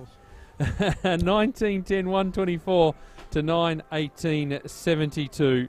And a big win for North Melbourne. You've got the ladder position there. We've got a final score from Etihad Stadium there, Adam. The Demons have got the win against Essendon, 16-12, 108. They get their revenge for the 2000 grand final, 10-12, 72 to Bombers today. Beautifully done. And what is it? 14 playing 10. Collingwood with a lead at in the first quarter at the MCG. Well, that's just about it for us for today. Big winners, North Melbourne. Next week, we are live back here. Pride Park. Hopefully we get the same sort of weather conditions. Who have we got? Hilly? Hilly's back? Hilly is back. Yes, you and I and Hilly. Yeah, Coburg. Love it. Thank you, Peter. Back here at Parada Park for Coburg and Williamstown. Remember to download the Peter Jackson VFL app. We'll have all the news throughout the week and the highlights and the top 5 plays of the week in the Peter Jackson VFL. Links to podcasts and everything else there. And all the latest wash-up from what has been a big round 4. 45 live here on Peter Jackson VFL Live.